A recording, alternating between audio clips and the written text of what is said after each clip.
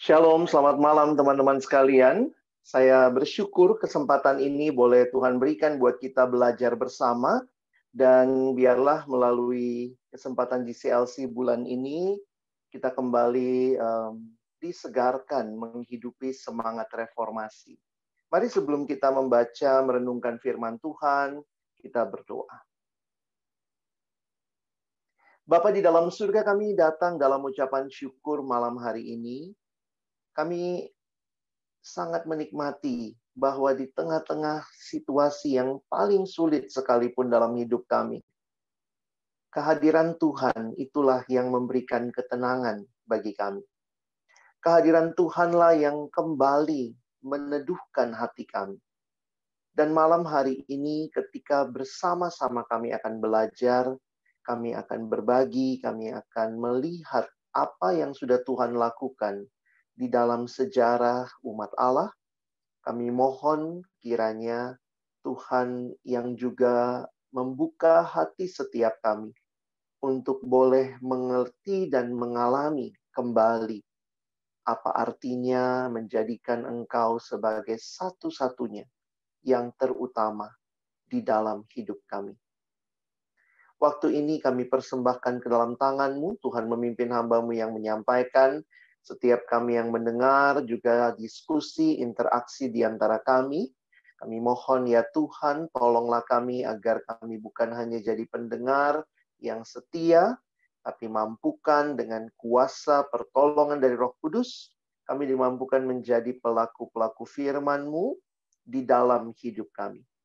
Berkati semua kami yang sudah bergabung di Zoom ini, maupun yang mungkin sedang berusaha masuk ke dalam ruangan Zoom ini, kami serahkan diri kami semua koneksi yang kami pakai, kiranya di dalam anugerah Tuhan, boleh Tuhan tolong berjalan dengan baik. Kami bersyukur menyerahkan waktu ke depan dalam nama Yesus kami berdoa. Amin. Ya, teman-teman, pertama-tama bersyukur ya untuk kesempatan ini, waktu diminta untuk apa yang akan saya bagikan ya dalam konteks kali ini. Ya, saya terpikir tentang reformasi. Mungkin saya tidak akan khusus bicara sejarah, sehingga saya nanti akan banyak bicara aplikasinya ya secara khusus. Saya ingin mengajak kita melihat apa sih yang begitu excited gitu ya dalam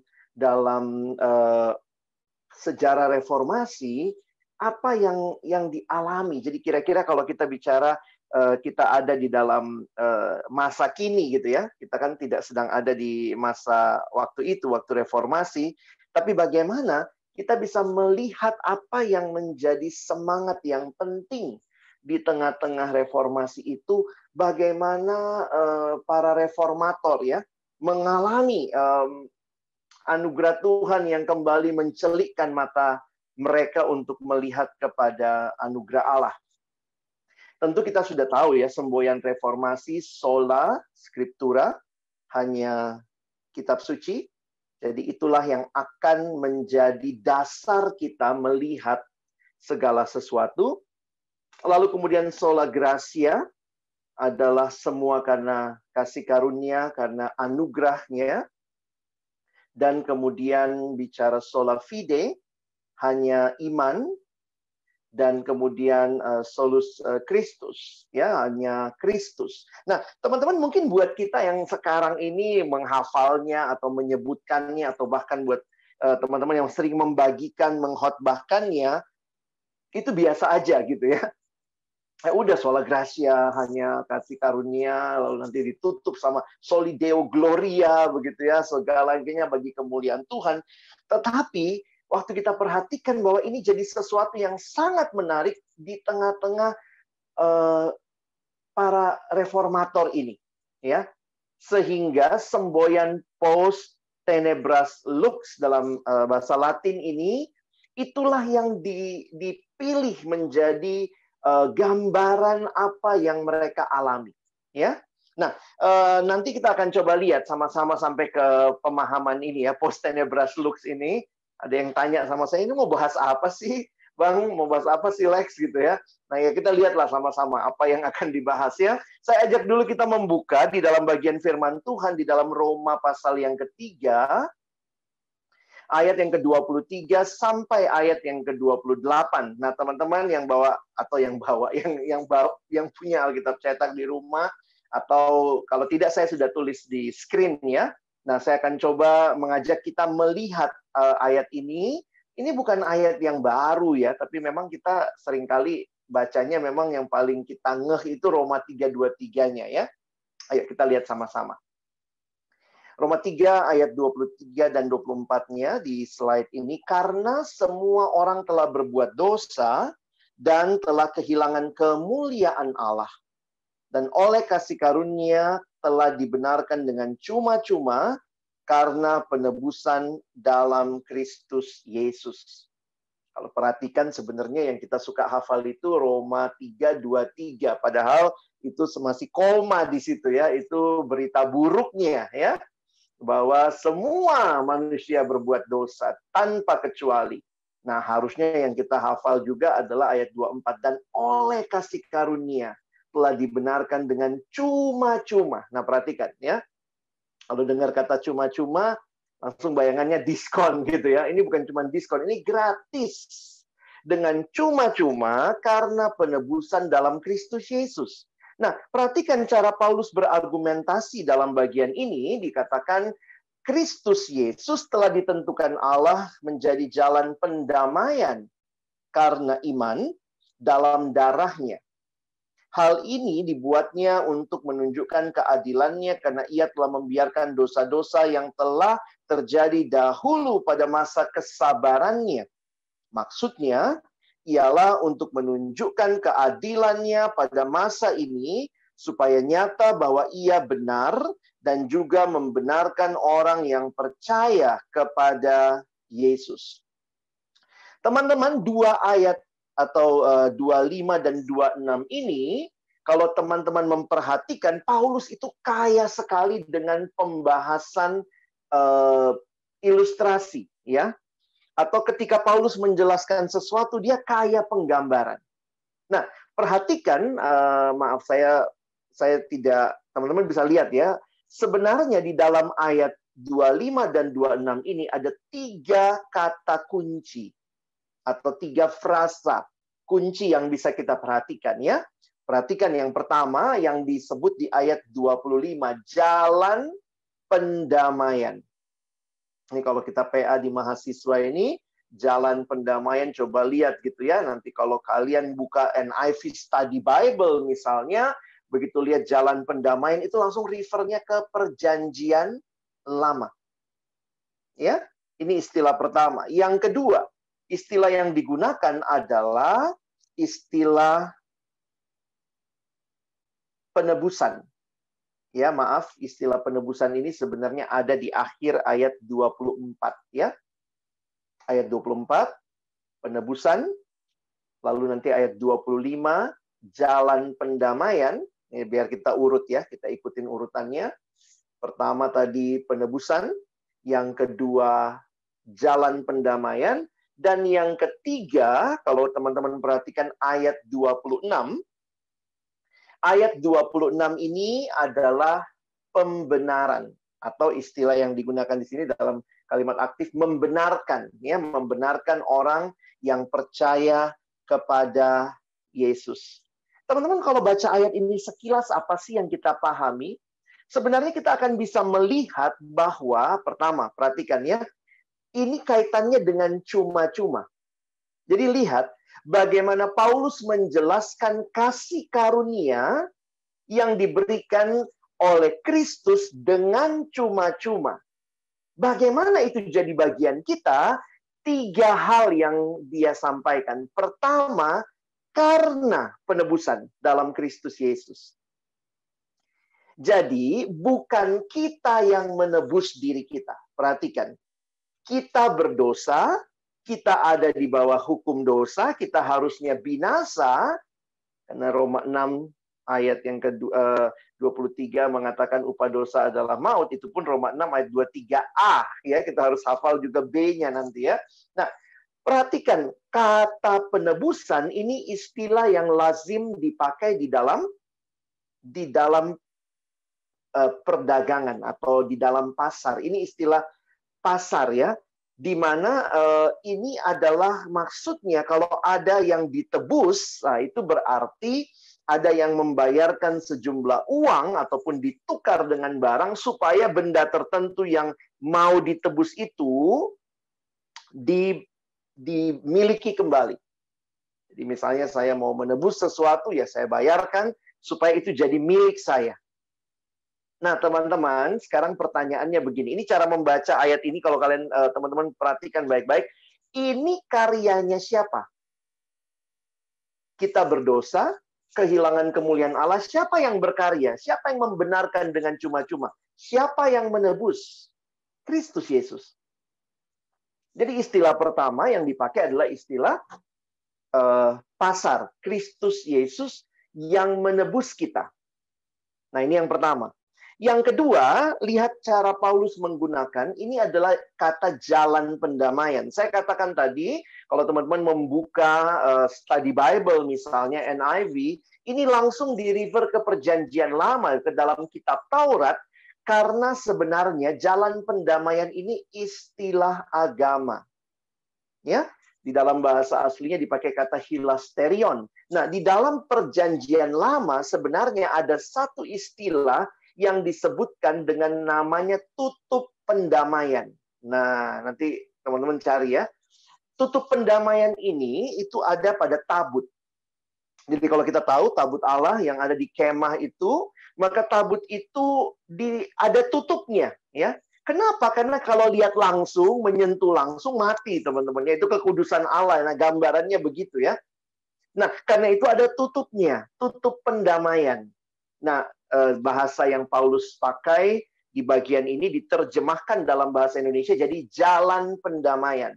Jadi perhatikan, Paulus meminjam istilah agamawi di perjanjian lama tentang tutup pendamaian yang istilahnya begini. Kalau nggak ada tutup itu, kita langsung lihat kepada apa yang ada di dalam tabut itu, kita menyentuhnya, maka kita langsung mati. Jadi Tuhan Yesus itu digambarkan adalah tutup pendamaian kita. Hilasterion kita. Belum cukup rasanya Paulus bicara istilah pasar, penebusan, istilah agama, pendamaian. Kemudian dia menjelaskan lagi dengan istilah pengadilan, istilah hukum. Itulah ayat 26. Maksudnya ialah untuk menunjukkan keadilannya pada masa ini, supaya nyata bahwa ia benar. Nah, perhatikan. Ia benar, dan kita, umatnya, kita juga dibenarkan oleh dia. Makanya kalimatnya, ia benar dan juga membenarkan orang yang percaya kepada Yesus. Kata kuncinya, membenarkan. Jadi, teman-teman bisa pahami ya, balik lagi nih, 3 istilah muncul dan 3-tiganya, kalau kita perhatikan dengan seksama, 3-tiganya inisiatifnya siapa? Inisiatifnya Allah. Pertama, penebusan dalam Kristus. Kedua, jalan pendamaian secara agamawi. Dialah yang, kalau pakai bahasa kita kali ya, Tuhan Yesus itu pasang badan buat kita ya. Sehingga kalau Allah melihat kita, Allah tidak menghukum kita, tidak membunuh kita, karena sebenarnya manusia di dalam dosa, begitu Allah lihat kita, harusnya kita mati. Tapi Kristus jadi kayak cover ya. Nanti kalau lihat bahasa Inggrisnya ada yang menerjemahkan seat cover, tutup pendamaian atau tutupnya tabut itu ya. Bahasa Indonesia langsung menerjemahkannya jalan pendamaian. Dan yang terakhir adalah masalah kalau hakim sudah bilang benar, maka kita benar. Jadi secara status kita itu dibenarkan karena memang Tuhan membenarkan kita. Jadi bukan kita yang cukup benar, makanya kita jadi benar. Bukan karya kita yang membenarkan kita, tapi karyanya Kristus yang membenarkan kita. Oke ya, saya pelan-pelan ajak teman-teman hayati ayat ini ya.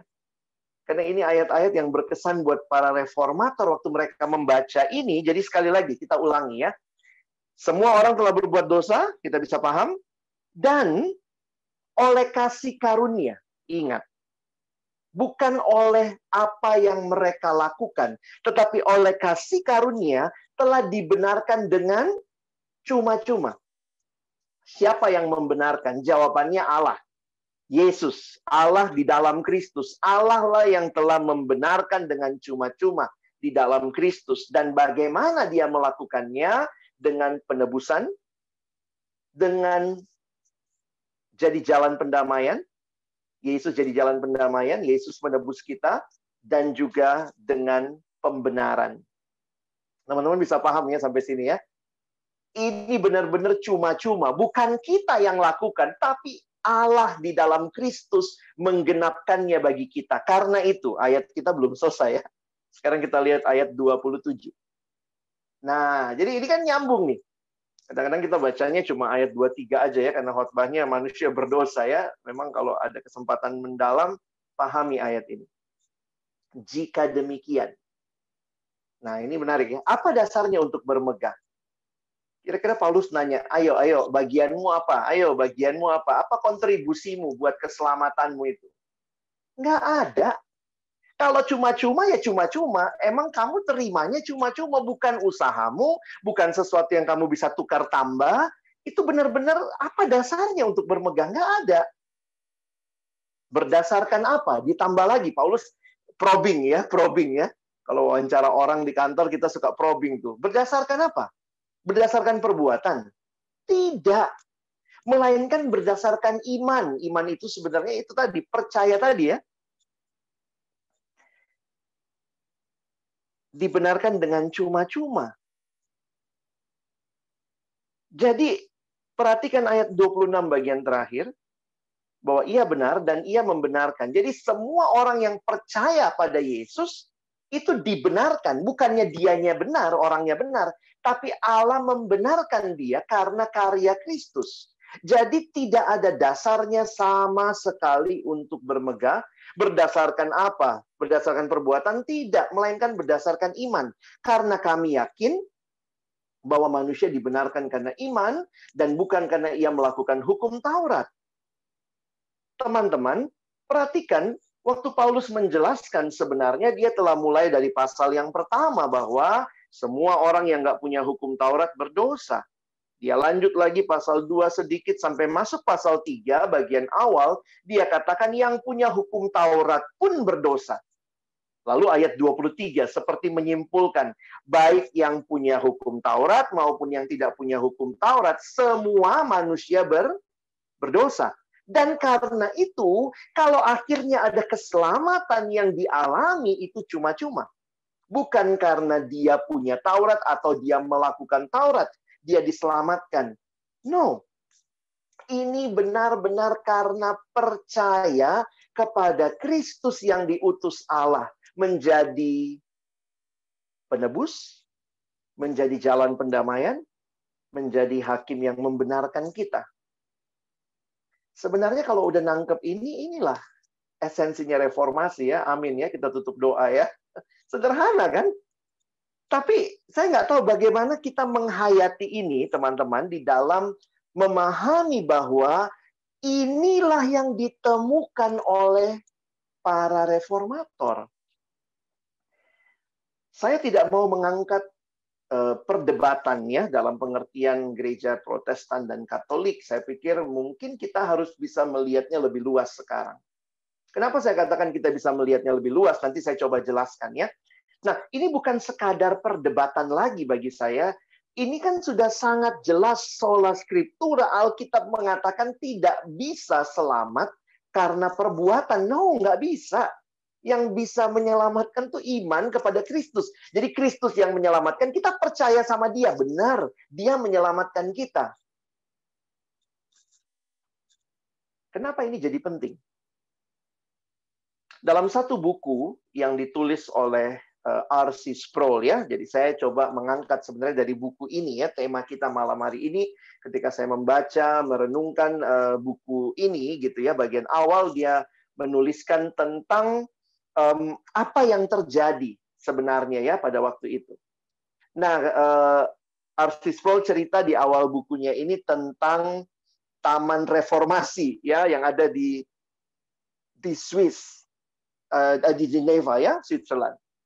Jadi nanti teman-teman kalau ada kesempatan jalan-jalan ke sana, ke Switzerland, ke Geneva, di kota tua di Geneva, di kota tuanya itu. Nah, ada patung ini, ya, ada taman, dan menarik sebenarnya ini taman yang dekat dengan Universitas Geneva. Dan ini dekat dengan gereja yang biasanya Calvin berkhotbah dan mengajar setiap hari. Nah, taman ini ada memorial ya, ada memorial parknya, ada patung seperti ini, dan inilah ada patung dari beberapa reformator ya. Nah, memang ada yang kecil-kecil tuh kalau kalian lihat di sebelah. Di tengah tuh ada yang lebih besar. Nanti bisa perhatikan di Zoom, bisa digedein kali ya. Nah, memang nanti kita bisa perhatikan. Teman-teman, kalau di Zoom lebih dekat, kelihatan nggak? Ada tulisan POST. Post. Ini nih, di bagian sini nih. Ada tulisan post. Jadi, kalau teman-teman perhatikan, ini panjang ya. Jadi, sebelah kiri, kanan, lalu di tengah ada 4 reformator utama yang diberikan penghormatan ya. Coba lihat patungnya. Ini patung setinggi 5 meter. Siapa yang paling kiri? Nanti tebak-tebakan lagi siapa ya. Nah, kalau teman-teman perhatikan, yang paling kiri ini yang lebih dekat kali ya. Yang paling kiri itu William Farel. William Farel itu salah satu reformator. Kita tahunya cuma Luther, Calvin ya, padahal sebenarnya ada banyak reformator yang di dalam sejarah gereja reformasi, maksudnya sejarah reformasi, mereka itu dipakai Tuhan di masanya masing-masing dengan fokusnya masing-masing lah ya. Silakan nanti baca buku-buku sejarah reformasi. Ada William Farel, lahir 1489, dia meninggal 1565. Lalu sebelahnya William Farel itulah John Calvin. Ya. John Calvin itu yang kedua ya, dari kiri. Dia lahir 1509, jadi Farel lebih tua ya. Dan Calvin meninggal 1564. Lalu sebelahnya Calvin adalah Theodore Beza. Dia lahir 1519 dan meninggal dunia 1605. Lalu ada John Knox, ya. John Knox ini kira-kira lahir 1513 dan meninggal 1572. Nah, jadi apa yang menarik? Di bawah itu ada kristogram. Kalian lihat ada IHE itu ya. Ini iota sama itu iota, eta, dan sigma. Ya, itu sebenarnya lambang Kristus, makanya disebut kristogram. Ini biasanya memang di abad-abad itu simbol orang Kristen secara singkatan itu, karena itu adalah 3 huruf pertama dari nama Yesus dalam bahasa Yunani. Ya, itu kristogram. Nah, apa yang menarik, dari mana tulisan Post Tenebras Lux itu sebenarnya yang ada di, kalau kita lihat lebih jauh, nah itu tuh. Jadi sebenarnya ini karena panjang banget, 100 meter gitu ya. Jadi teman-teman bisa lihat ini tenenya ya. Ini Tenebras Lux ya. Jadi sebelah sininya ada yang post tadi. Post Tenebras Lux. Nah, itu artinya apa? After darkness light.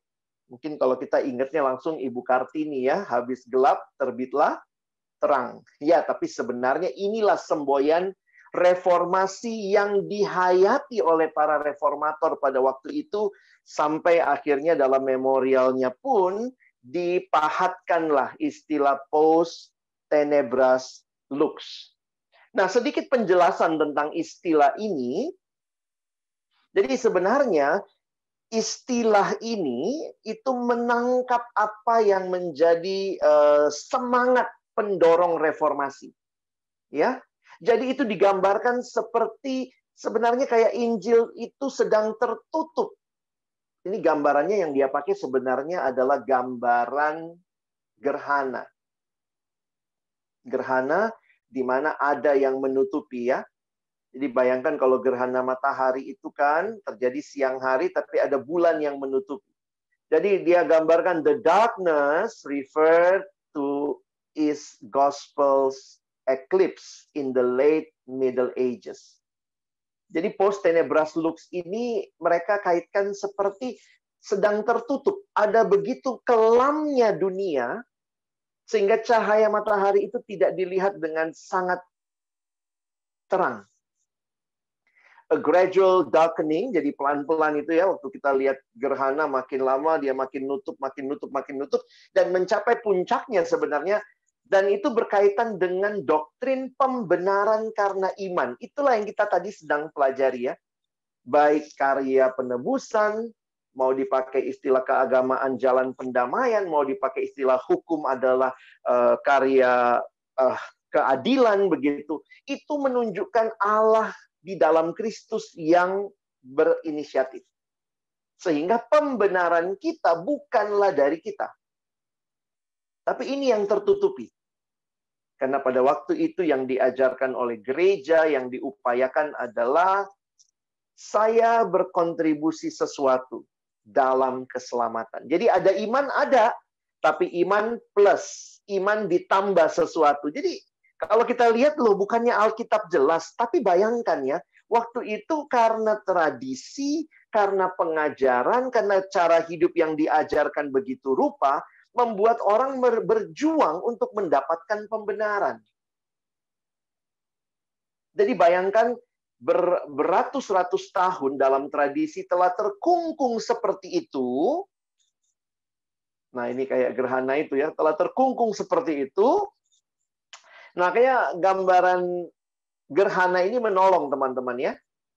Jadi an eclipse of the sun, jadi gerhana matahari ini misalnya ya, sebenarnya kan tidaklah menghancurkan mataharinya gitu ya, tapi menutupinya gitu. Dan kemudian para reformator itu kemudianlah yang kemudian melihat bagaimana ini harus dienyahkan begitu ya. Harus disingkirkan penghalang itu supaya cahaya Injil bersinar cerah kembali in full brilliance and be seen with clarity.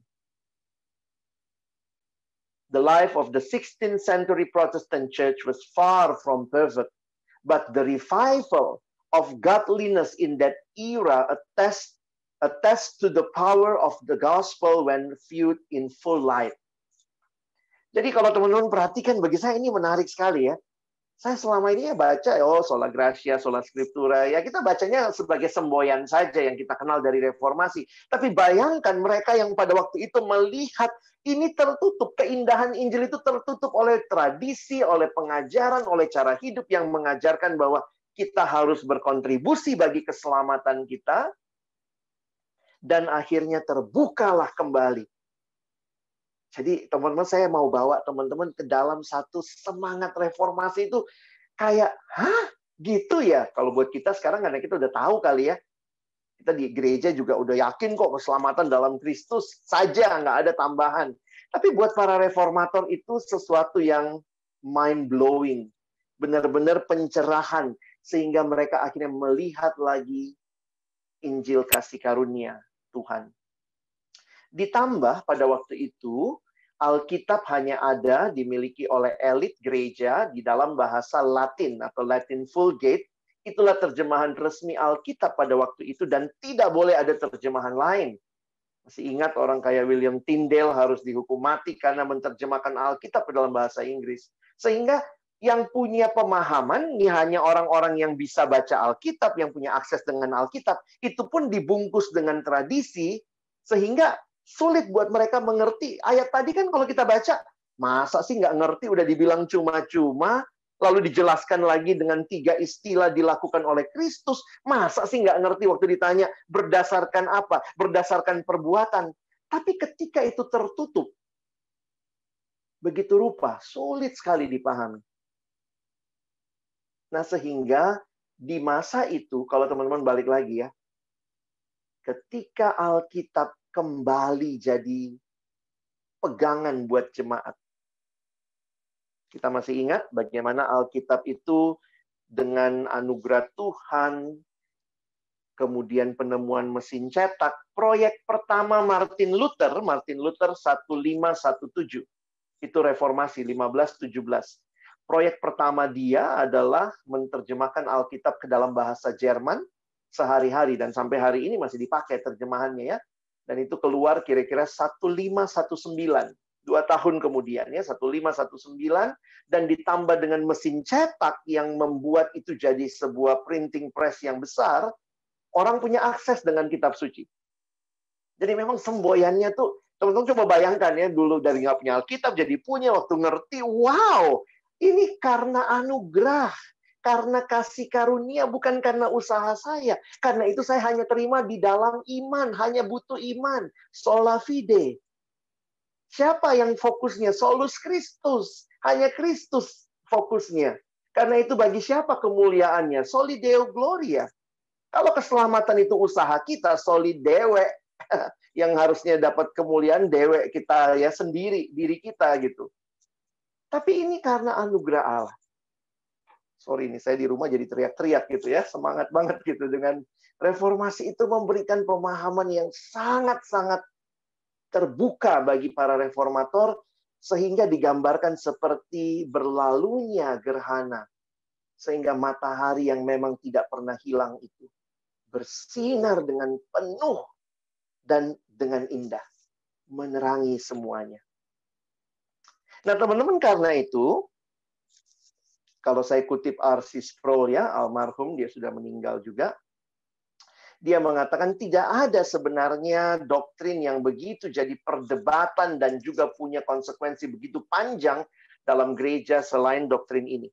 Ya, jadi kalau teman-teman perhatikan memang doktrin doktrin pembenaran karena iman ini nih yang jadi luar biasa perdebatan. Karena bayangkan ya, gereja ditutupi begitu rupa dalam arti berkaitan dengan gereja Roma Katolik pada waktu itu ya.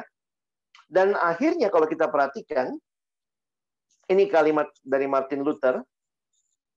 Martin Luther called justification by faith alone the article. Ini dasar, di mana di dalam atau di atas dasar itulah gereja itu akan berdiri atau jatuh. The article upon which the church stands or falls. Dari articulus stantis et cadentis ecclesiae. Nah ini bahasa Latin ya, karena mereka waktu itu banyak catatan-catatan tulisannya mereka dalam bahasa Latin.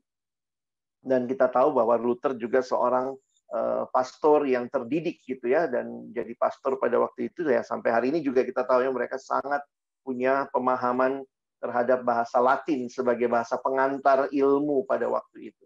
Nah, jadi apa yang menarik teman-teman? Luther menghayati, karena selama ini dalam pengalaman pribadinya yang dia diajarkan dan pergumulan dia berusaha membenarkan diri dan menyadari bahwa ternyata pembenaran hanya karena iman kepada Kristus yang telah melakukannya bagi kita, dia jadi sadar betul. Kalau begitu, apa bedanya gereja dengan yang bukan gereja? Nah, dia katakan ini dasarnya. Ini dasar utamanya. Jadi, teman-teman, saya waktu menghayati seperti ini jadi berpikir lagi gitu ya. Setelah reformasi lebih 500 tahun, apa gereja masih memegang pemahaman ini dengan kuat? Gereja-gereja yang bahkan berkata ada di dalam arus reformasi. Karena itu maaf, saya harus katakan begini. Mungkin bukan hanya perdebatan antara Protestan dengan Roma Katolik yang ada di masa lalu. Tetapi mungkin juga jadi perdebatan kita masa kini yang sama-sama ngakunya Protestan, tapi ternyata tidak memahami ajaran Protestan. Jadi bagi saya kadang-kadang bukan masalah ini Protestan Katoliknya ya, karena mungkin banyak orang Protestan nggak sadar juga bahwa ini penting dan inilah yang harusnya dipegang oleh gereja kalau kita mau mengatakan kita gereja, karena inilah kabar baik Inilah Injil, inilah berita yang membedakan gereja dengan yang lainnya. Ya, sedih juga ya waktu melihat ada gereja yang mengajarkan kalau selamat harus percaya Yesus plus baptisan cara ini baru selamat. Loh, kok kayak jadi mundur begitu ya? Seolah-olah keselamatan itu bergantung kepada Kristus plus sesuatu. Dan banyak yang kembali seolah-olah setelah 500 tahun, mungkin kita harus kembali mereformasi diri untuk melihat sebenarnya gereja itu apa sih? Dan kita harus kritis melihat. Dan ya itu karena itu saya harus ingatkan ini bukan sekadar perdebatan Protestan dan Katolik. Tapi jangan-jangan di tengah-tengah tubuh Protestan yang mengaku menghidupi semangat reformasi juga mengalami hal-hal seperti ini. Kembali, ya. Setelah 500 tahun ternyata memang benar ya reformasi itu harus terus terjadi ya. Jangan sampai kita berhenti, karena pertanyaannya adalah apakah kitab suci jadi dasar kita? Nah, ada beberapa penjelasan. Ini karena saya langsung kutip dari bukunya Sproul tadi ya, jadi semua dalam bahasa Inggris, maafkan. Saya coba terjemahkan ya. Jadi, yang Luther maksudkan dengan sola fide, ini adalah didasarkan on the conviction that the how of justification is integral and essential to gospel itself. Maksudnya bahwa inti Injil itulah di sini, di sola fide ini, di pembenaran karena iman ini. Karena itu he viewed justification by faith as necessary and essential to the gospel of salvation. Jadi kalau kita bilang kabar sukacita, kabar baiknya Kristen, tapi kita tidak tahu bahwa ini adalah hanya karena iman, sebenarnya kita jadi nggak ngerti kabar baik itu. Jadi dia mengembalikan. Nah, dia memberikan beberapa, nah ini mungkin kalau kita buat dalam premis ya, atau dalam proposisi. Dia mengatakan begini, perhatikan ya, ini logikanya. The Reformers followed this logic. Pertama, justification by faith alone is essential to the gospel. Jadi, pembenaran karena iman itu penting bagi Injil. Yang kalau kita bilang gereja punya Injil, ini Injilnya. Karena itu, Injil itu kan essential to Christianity and to salvation. Ini logika berpikirnya. Lalu dia lanjutkan lagi. Yang ketiga, the gospel is essential to a church being a true church.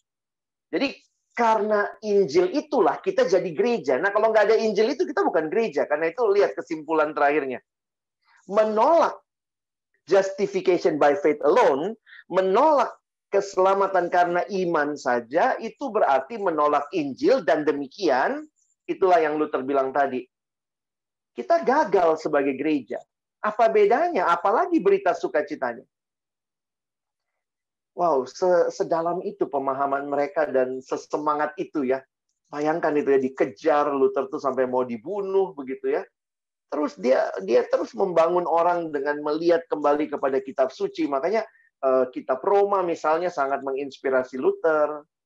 Kitab Galatia yang bicara bahwa Injil kasih karunia itu satu-satunya kebenaran. Karena itu ini kesimpulannya. Without the gospel, the church falls.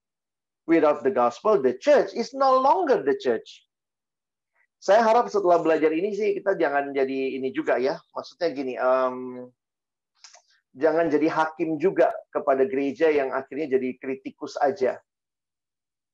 Saya menghayati semangat reformasi adalah semangat untuk membaharui, bukan untuk memecah belah. Kalau teman-teman belajar dari sejarah, Luther tidak pernah mau sebenarnya keluar dari gereja Katolik. Dia ingin mereformasi, namanya juga reformasi, dia ingin membaharui. Tapi karena dia dikejar terus gitu ya, dalam pelariannya, Paus Leo suruh silakan membunuh Luther begitu ya. Dalam pelariannya itu kemudian dia jadi banyak pendukung dan akhirnya orang-orang mendorong dia untuk membangun gerakan yang terpisah dari gereja induk yang ditunggu sekian lama tidak ada perubahan atau tidak menerima bahkan mengkondem Luther dan ajarannya. Poin saya adalah begini teman-teman ya, setelah mengerti hal ini lagi malam hari ini, lihat gereja kita. doakan. Kalau ternyata ada penyimpangan, mulai ada penyimpangan, yuk sama-sama kita bukanlah menempel 95 dalil tesis di depan pintu gereja ya. Pada waktu itu pintu gereja itulah papan pengumuman. Jadi jangan heran kenapa dia tempelnya ke pintu gereja. Gila, pintu gereja rusak dong gitu ya. Waktu itu memang papan pengumuman kota bahkan ya, karena pada waktu itu di Jerman gereja jadi pusatnya, selain balai kota tentunya, gereja jadi tempat di mana pintu gereja itu jadi billboardnya, papan pengumuman. Makanya Luther tempelkan di situ. Nah, poinnya di sini kita jadi melihat ya, teman-teman, bukan saya berharap kalian pindah gereja, bikin gereja baru, tapi mungkin semangat yang seperti Luther ya, membaharui dan kemudian mendoakan dan kembalilah kepada Injil yang sejati. Dimulainya dari mana? Harus mulai bukan dari teologi bagi saya. Saya jujur aja waktu belajar ini bukan dari teologi, dari Alkitab. Dari mengerti, memahami, menggali kitab suci, jelas kok. Kita nggak usah berteologi macam-macam, sebenarnya sangat jelas bahwa, makanya sola scriptura gitu ya. Dan itulah yang menjadi hal yang menarik sebenarnya melihat apa yang terjadi dalam reformasi gereja secara khusus di dalam arus reformasi yang kita bahas ini ya. Ketika terjadi reformasi 1517 oleh Martin Luther. Jadi bulan ini kita akan memperingati kembali. Dan saya pikir ini semangat yang sama untuk kita mengevaluasi, melihat lagi gereja kita sejauh ini seperti apa. Sampai sini, teman-teman bisa memahami? Jika bisa, silakan tulis di kolom. Ya, sambil saya minum sebentar. Bisa dipahami, bisa dimengerti? Ada yang mau nanya kayaknya, Bang. Oke, bisa ya. Ada langsung mau nanya? Boleh? Kalau ada yang mau nanya, silakan. Nanti karena sebenarnya materinya ini baru bagian pendahuluan ya. Saya harap dalam 3 minggu nanti bisa menjelaskan implikasinya juga ya dalam hidup kita sekarang. Silakan kalau ada yang mau tanya, saya kasih kesempatan 2 penanya dulu kali ya, berkaitan dengan yang saya jelaskan. Tadi Lydia Kori mau nanya, silakan. Ya, makasih Kak. Halo Bang Alex. Hai Lid. Bang, mau nanya nih soal ini sih, kan tentang bahwa by faith alone gitu, maksudnya bahwa keselamatan itu hanya oleh kasih karunia, bukan karena perbuatan kita. Nah, tapi mau nanya sih Bang soal peran manusia dalam keselamatan itu. Gimana ya? Aku baru tahu juga gitu, baru belajar ada tentang monergism sama sinergism gitu ya Bang. Tentang bagaimana kemudian maksudnya memang kita percaya bahwa iman kita yang menyelamatkan, tapi ada doktrin yang mempercayai bahwa manusia tetap punya peran gitu dengan cara merespon terhadap keselamatan itu. Istilahnya kalau misalnya dari 100% adalah 1% gitu loh, ketika manusia berupaya untuk menyatakan ya saya percaya bahwa Yesus Kristus adalah Tuhan dan Juru Selamat. Di situ ada effort lah, ada usaha manusia gitu loh. Tapi saya ya namanya juga dokter gitu kan, pandangan. Nah pertanyaanku sebenarnya Bang, sebenarnya agak lumayan bergumul juga sih soal itu gitu loh. Karena mungkin secara kadang kita sadar nggak sadar masuk gitu ke dalam pemikiran itu, walaupun nggak tahu yang mana yang benar juga gitu. Nggak, maksudnya aku pribadi juga masih menggumulkan soal hal itu gitu kan.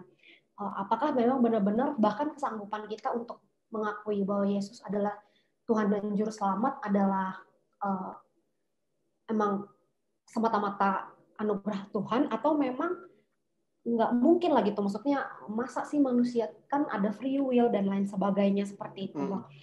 Nah itu yang pertama Bang, gimana pendapat Abang tentang hal itu, dan apakah ini berpengaruh sama keselamatan itu sendiri Bang? Maksudnya kepercayaan, apakah respon manusia maksudnya kepercayaan kita mengenai seberapa besar peran manusia dalam keselamatan itu, apakah mempengaruhi keselamatan itu sendiri Bang gitu. Aku mempengaruhi dalam hal apa kira-kira Dek? Maksudnya kalau maksud jadinya kalau dia nggak respon dia nggak selamat. Betul.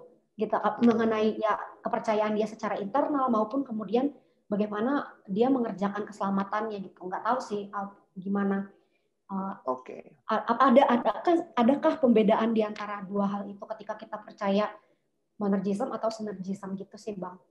Ya, oke. Makasih ya, Bang. Ya, thank you. Makasih, Lydia. Ini pertanyaannya udah masuk ke doktrinal ya. Memang mau tidak mau kita harusnya bisa melihat dengan utuh ya. Saya jujur aja harus katakan itu sebenarnya topik lain kalau kita mau bahas itu. Itu topik tentang free will, tentang doktrin keselamatan begitu. Nah, mungkin secara sederhana saja saya coba balik ke ayat tadi. Maaf, saya pakai ayat itu ya. Kalau dari ayat itu, maka kalimat-kalimat itu mau menyatakan, dan kalau teman-teman baca sepanjang kitab Roma, sangat jelas bahwa itu adalah kasih karunia Allah. Lalu bagaimana respon kita? Nah, ini memang jadi masalahnya di sini nih, teman-teman ya. Kalau nanti kalian mau dalami, silakan cari buku-buku yang baik. Salah satu buku yang baik, saya pikir bacalah buku dari R.C. Sproul, dalam pengajaran evangelical, beliau nulis buku tentang kaum pilihan Allah, terbitan dari Saat Malam. Ya, bukunya baik sekali untuk menolong kita bisa melihatlah dari perspektif yang lebih utuh. Tapi saya secara pribadi melihatnya begini. Kalau itu adalah anugerah, itu adalah by faith alone, maka pertanyaannya begini, di mana respon kita? Nah, memang perdebatannya yang masih ada, yang tadi Lydia bicara soal sinergism, monergism itu satu sisi, satu pihak. Kalau sinergi itu kan harus dua pihak. Nah, sederhananya begini, yang diperdebatkan. Respon itu termasuk perbuatan nggak? Nah, itu sebenarnya. Untuk beberapa orang, respon itu bukan perbuatan. Jadi makanya dia bilang, tidak ada bicara perbuatan baik. Tapi bicara tentang bagaimana kita merespon itu sebagai, jadi kayak gini nih, ini gimana kasih contohnya ya supaya teman-teman bisa paham ya. Begini, kalau ada berita, lalu kita respon kita apa? Sebenarnya sederhananya misalnya saya bilang gini, teman-teman, saya bisa terbang. Itu berita kan? Kamu bisa beresponnya apa? Cuman dua kan? Percaya atau tidak percaya. Nah, percaya atau tidak percaya itu respon perbuatan atau itu cuman, Bang Alex nggak percayalah saya masa bisa terbang. Itu perbuatan atau bukan? Nah, nanti dari situlah sebenarnya mulailah perdebatannya tentang segala macam. Lalu mungkin masuk ke free will sama yang lain. Nah, ada buku yang ditulis sama Martin Luther sebenarnya, The Bondage of Will. Sederhananya begini, saya pakai ilustrasi ini karena saya menghayatinya lebih kepada sisi firman Tuhan ya. Saya kasih contoh Lazarus, teman-teman. Saya gambarkan begini, Lazarus itu kalian masih ingat ketika dia sudah mati, lalu Yesus kan datangnya terlambat kan? Yesus sengaja menunda, lalu Yesus datang, dia sudah mati, sudah 4 hari dikubur. Lalu kemudian waktu dia mati itu, nah ini yang menarik nih. Lazarus kan mati nih ya. Terus Yesus panggil kan, Lazarus keluar. Nah sekarang saya mau tanya sama teman-teman. Apa yang harus terjadi sebelum Lazarus keluar? Kan Yesus bilang, Lazarus keluar.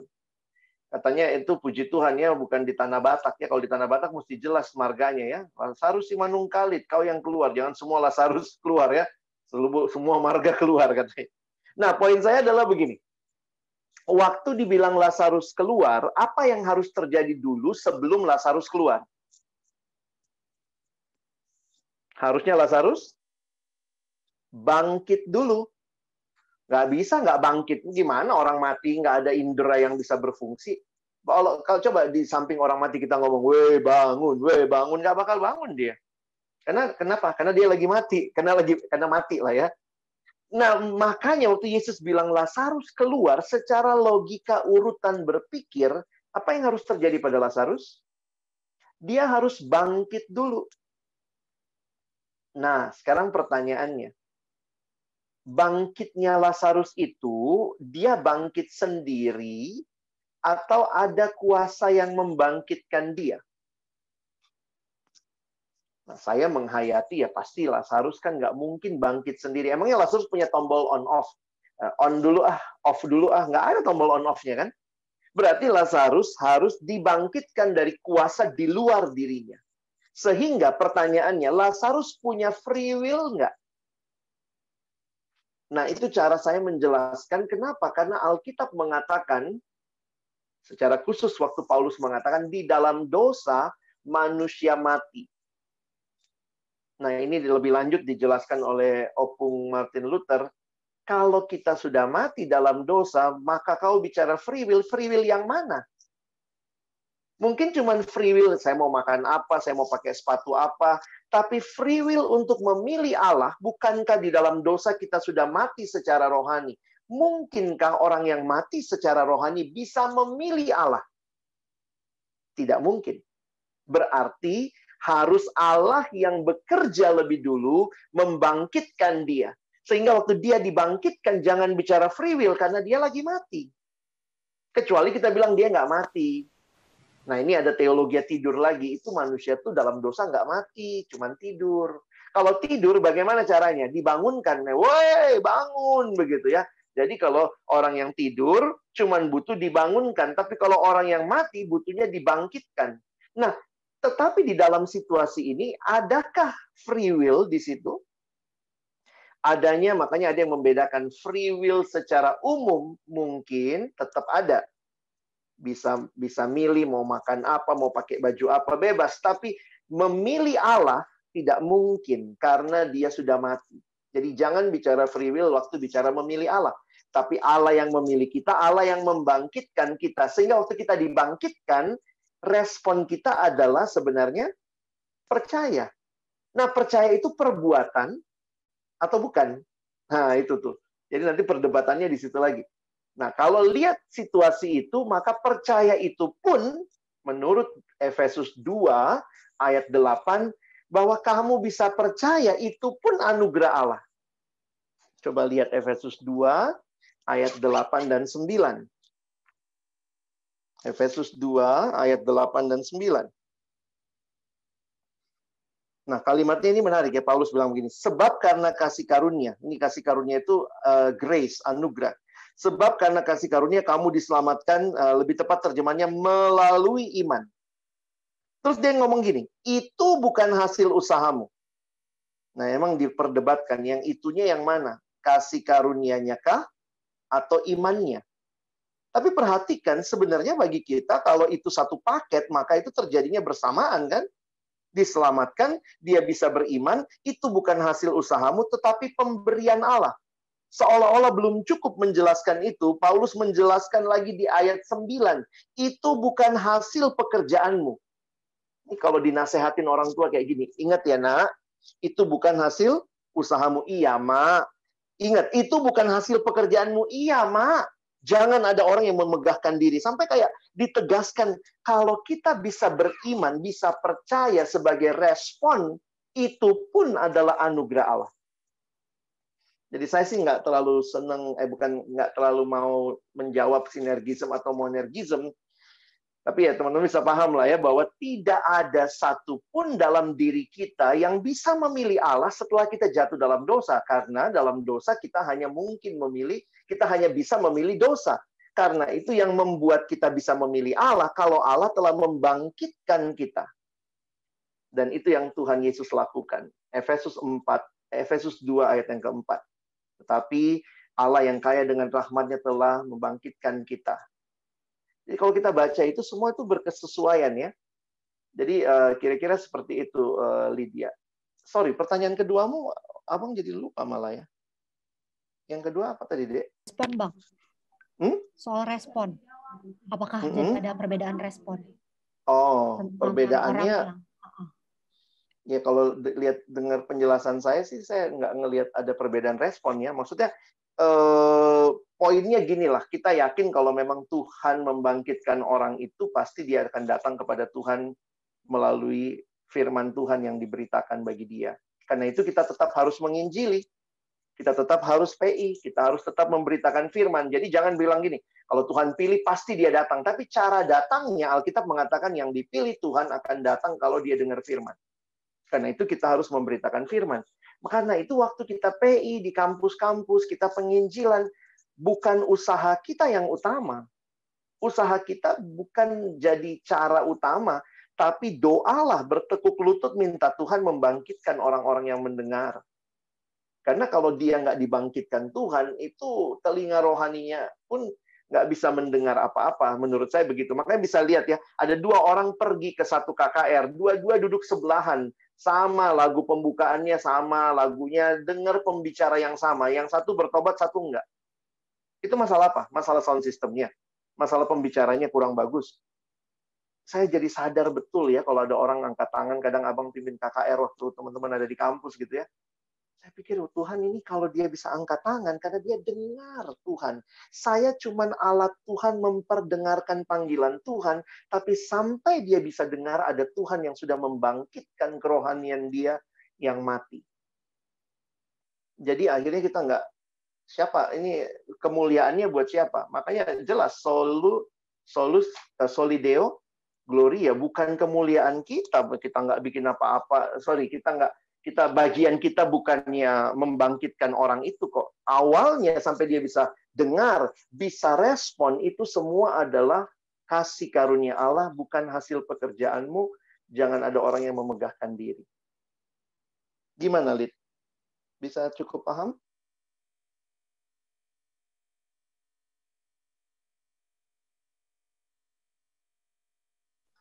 Oke. Sebelum lanjut ke pertanyaan selanjutnya, ini ada 3 chat yang masuk. Mau nanya. Pertanyaan pertama, ada penggolongan. Oke. Oh, silakan. Ada penggolongan gereja Lutheran dan gereja Calvinis. Apakah penggolongan tersebut masing-masing merujuk kepada Martin Luther dan John Calvin? Lalu apakah penggolongan gereja tersebut merupakan sesuatu yang esensial untuk diperdebatkan atau diperbedakan? Mungkin bisa dijawab dulu, Pak. Dalam sejarah gereja, kita tahu memang Luther punya perbedaan sama Calvin.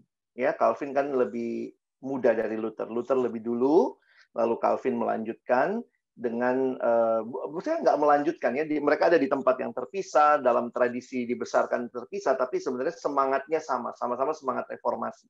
Jadi perbedaan-perbedaan yang ada itu hanya menurut saya bukan di esensi ini. Karena kalau teman-teman perhatikan, esensinya sama. Mereka sedang bicara tentang keselamatan karena anugerah. Itu esensi utamanya. Kalaupun mereka berbeda, sebenarnya di masalah pemerintahan gereja misalnya. Lutheran misalnya melihat adanya orang seperti, karena Luther lebih dekat sama gereja Katolik kan, jadi pentingnya tuh ada seperti pausnya begitu ya. Mungkin sekarang kalau di gereja tertentu ada eporusnya misalnya ya, dia melihat kepemimpinan gereja dalam bentuk episkopal seperti itu. Sementara Calvin dalam penggalian dia melihat bentuknya adalah presbiterian.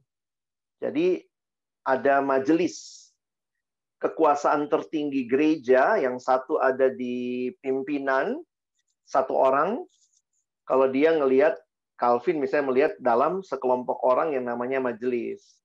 Nanti kemudian ada lagi gereja lain yang ngelihatnya seperti Baptis, gereja Baptis misalnya ngelihatnya kekuasaan tertinggi gereja tuh ada di jemaat gitu. Dan ini menariknya, Alkitab nggak kasih satu model. Alkitab tuh nggak bicara satu model. Jadi kalau kita lihat di Alkitab, khususnya Kisah Rasul, kita lihat ada model ini. Jadi kayak Tuhan izinkan kita berbeda, tapi perbedaannya bukan dalam hal esensial, dalam arti itu sudah clear, sama-sama mengakui penebusan cuma-cuma, keselamatan cuma-cuma dalam Kristus. Kira-kira begitu kali, Meng. Jadi banyak perbedaan mereka, tapi ya kayak perjamuan kudus, ya kayak ya ada beberapa hal lah, tapi poinnya bagi saya tidak mempengaruhi doktrin utamanya. Kan doktrin utamanya adalah keselamatan dalam iman kepada Kristus. Silakan, Mei, ada lagi? Oke, ada pertanyaan kedua. Di dalam Yakobus tertulis iman tanpa perbuatan hakikatnya mati. Apa hubungannya perbuatan dengan iman, dan jika dikaitkan dengan keselamatan, apakah perbuatan sama sekali tidak berkontribusi?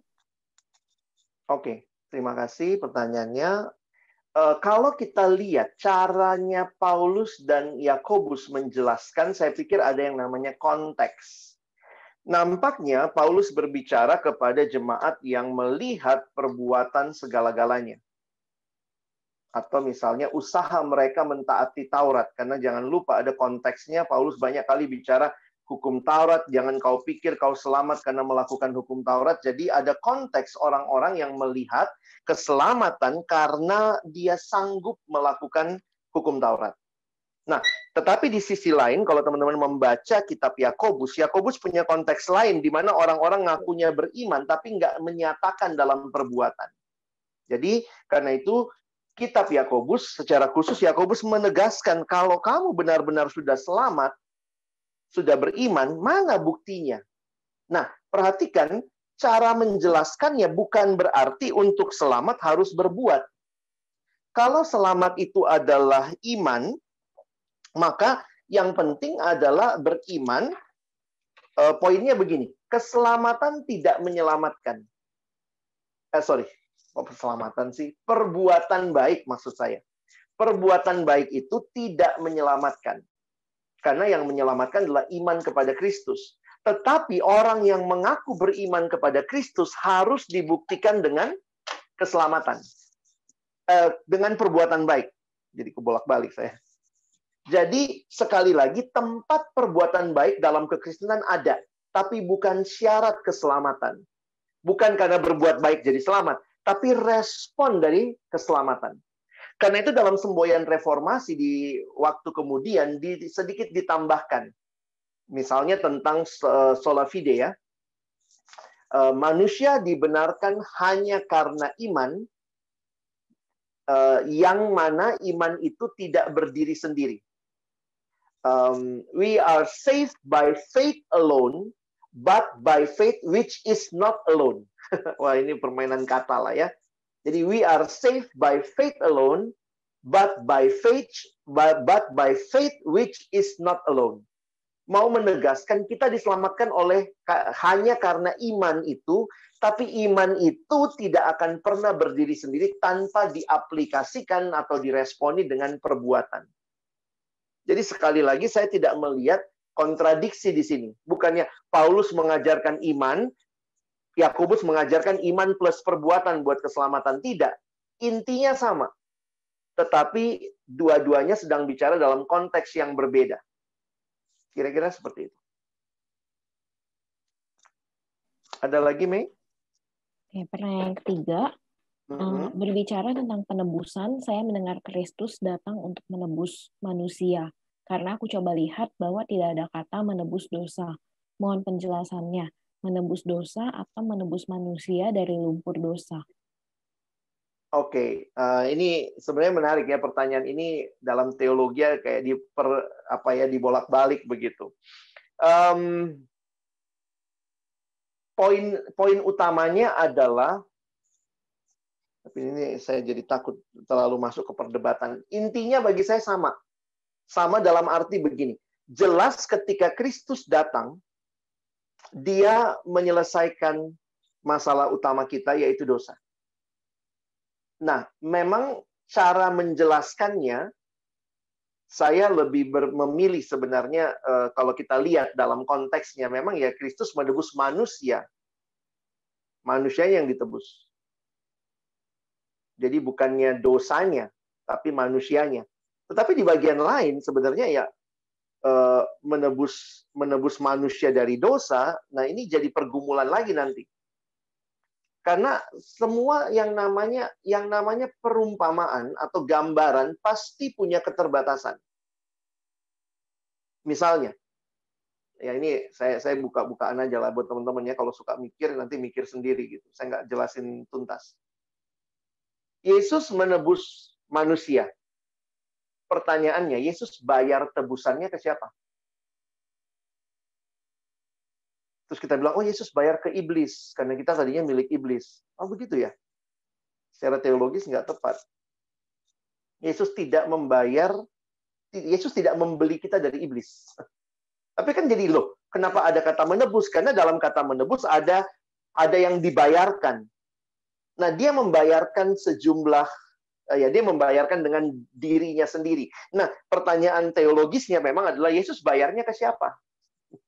Jadi kalau buat saya itu lebih jadi pergumulan ketimbang dia tebus manusia atau tebus dosanya. Yang jelas manusia yang dibebaskan dari dosa. Nah, tapi memang kalau saya ngelihat itu juga terlalu mengada-ngada kalau kita bicara itu, karena sebenarnya ini kan cuma ilustrasi penebusan yang adalah istilah pasar waktu itu. Jadi Kristus kayak membeli kita kembali, atau intinya membayar lunas harganya. Mungkin kalian nggak pernah kepikir juga, selalu cuma tahu harganya lunas dibayar. Terus sekarang pertanyaannya, dibayar ke siapa? Gitu. Apa dia bayar ke dirinya sendiri? Atau dia bayar ke iblis? Atau dia bayar ke manusia, ke kita? Nah, silakan, itu PR buat teman-teman pikir-pikir kalau senang teologi ya. Tapi bagi saya, itu ilustrasi yang pasti punya keterbatasan, sehingga siapapun kita bisa bilang, oh dari iblis, dari mana. Tapi kalau saya secara pribadi tidak melihatnya itu sebagai sesuatu yang harus jadi perdebatan. Tapi penghayatannya adalah hasilnya. Hasilnya apa? Kita diselamatkan. Dan bagi saya itu yang jauh lebih penting untuk kita pegang. Oke, thank you. Oke, sekarang kalau ada dari rekan-rekan yang mau bertanya langsung, boleh open mic, dipersilakan. Pada senang teologi ya, bisa masuk sekolah teologi ya teman-teman.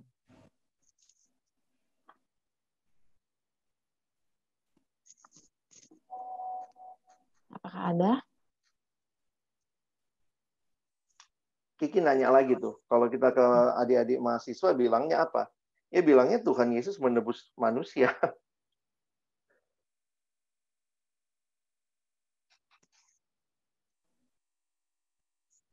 Ada lagi. Tidak, apa ya, jangan terlalu diperdebatkan, karena takutnya itu, saya nggak ngelihat gini ya, sorry ya, maksudnya bukan berarti kita nggak boleh pakai kalimat yang benar atau apa, tapi lihat esensinya gitu ya, bahwa Tuhan menyelamatkan manusia. Istilahnya Tuhan menyelamatkan manusia. Gambaran yang dipakai adalah penebusan. Jadi Tuhan membayarkan dengan darahnya yang mahal, membawa kita kembali jadi milik Dia. Sebenarnya itunya yang lebih penting. Soal nanti kemudian menebus dari dosa, menebus manusianya kah, atau menebus dosanya, hati-hati jangan mainin di situnya, karena nanti kita jadi kepada pemahaman yang tidak klop gitu. Mungkin gitu kali ya. Nanti bisa ini juga ya. Silakan, ada yang mau tanya langsung?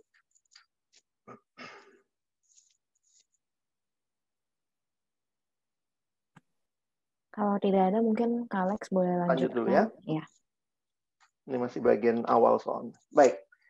Nah, jadi mungkin teman-teman jadi berpikir gitu ya, apa dampaknya begitu? Nah, kita harus mulai dari level yang paling dasar dulu, bahwa ternyata, bayangkan teman-teman, ini bukan cuma masalah diselamatkan cuma-cuma ya, tapi ternyata di dalam menghayati kehidupan itu sangat berbeda.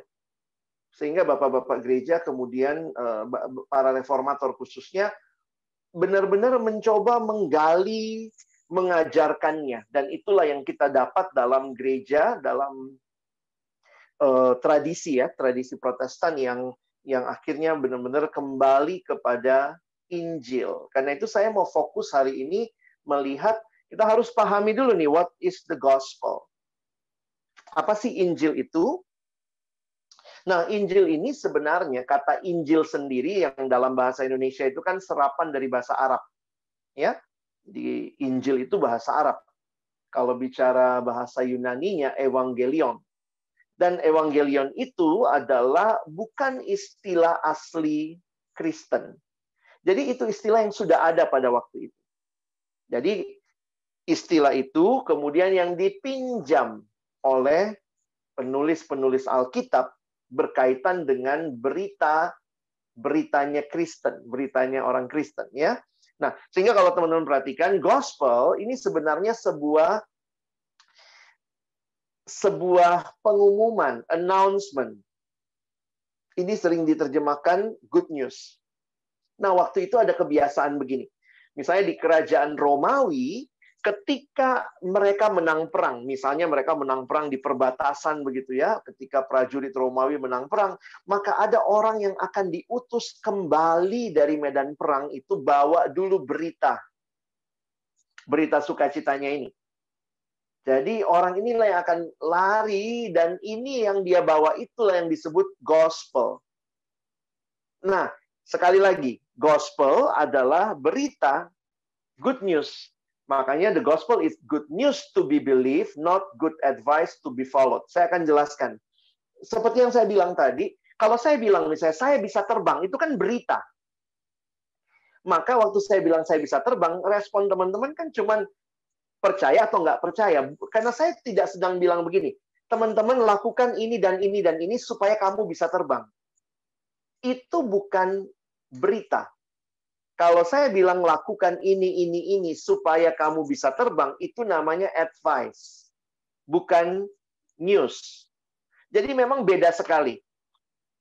News, karena kita bicara kekristenan itu good news. Nah, kalau kekristenan adalah good news, maka berita baiknya ini apa? Ya, kita tahu bahwa fokus berita baik kita adalah Yesus. The good news is Jesus, and the good news about Jesus which we announce is that he died for our sins and was raised from death. Fokus beritanya apa? Kepada Yesus yang mati dan bangkit. Sehingga ada definisi Injil seperti ini. Saya ambil dari satu literatur ya. Ada banyak soalnya yang memberi definisi, tapi bagi saya jadi ini menarik ya, mengkaitkan berita sukacita bahwa Allah melalui kematian dan kebangkitan Kristus membarui manusia berdosa dan seluruh ciptaan untuk diperdamaikan dengan Allah, untuk dapat hidup bersama Allah dalam langit yang baru dan bumi yang baru. Nah, jadi fokusnya pada Kristus dan apa yang dia lanjutkan. Begitu ya. Sorry, ada nanti ya, saya lanjutkan dulu.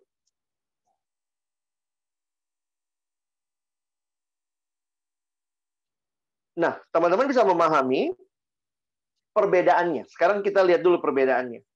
Apa bedanya nasihat dengan berita? Karena Injil ini adalah berita sukacita, good news, bukan nasihat sukacita, bukan good advice.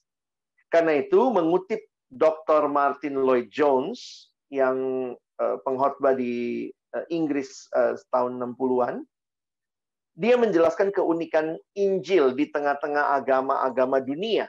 Nah, perhatikan perbedaannya. Nasihat adalah himbauan agar kita melakukan sesuatu dan sesuatu tersebut belum terjadi. Namanya juga nasihat.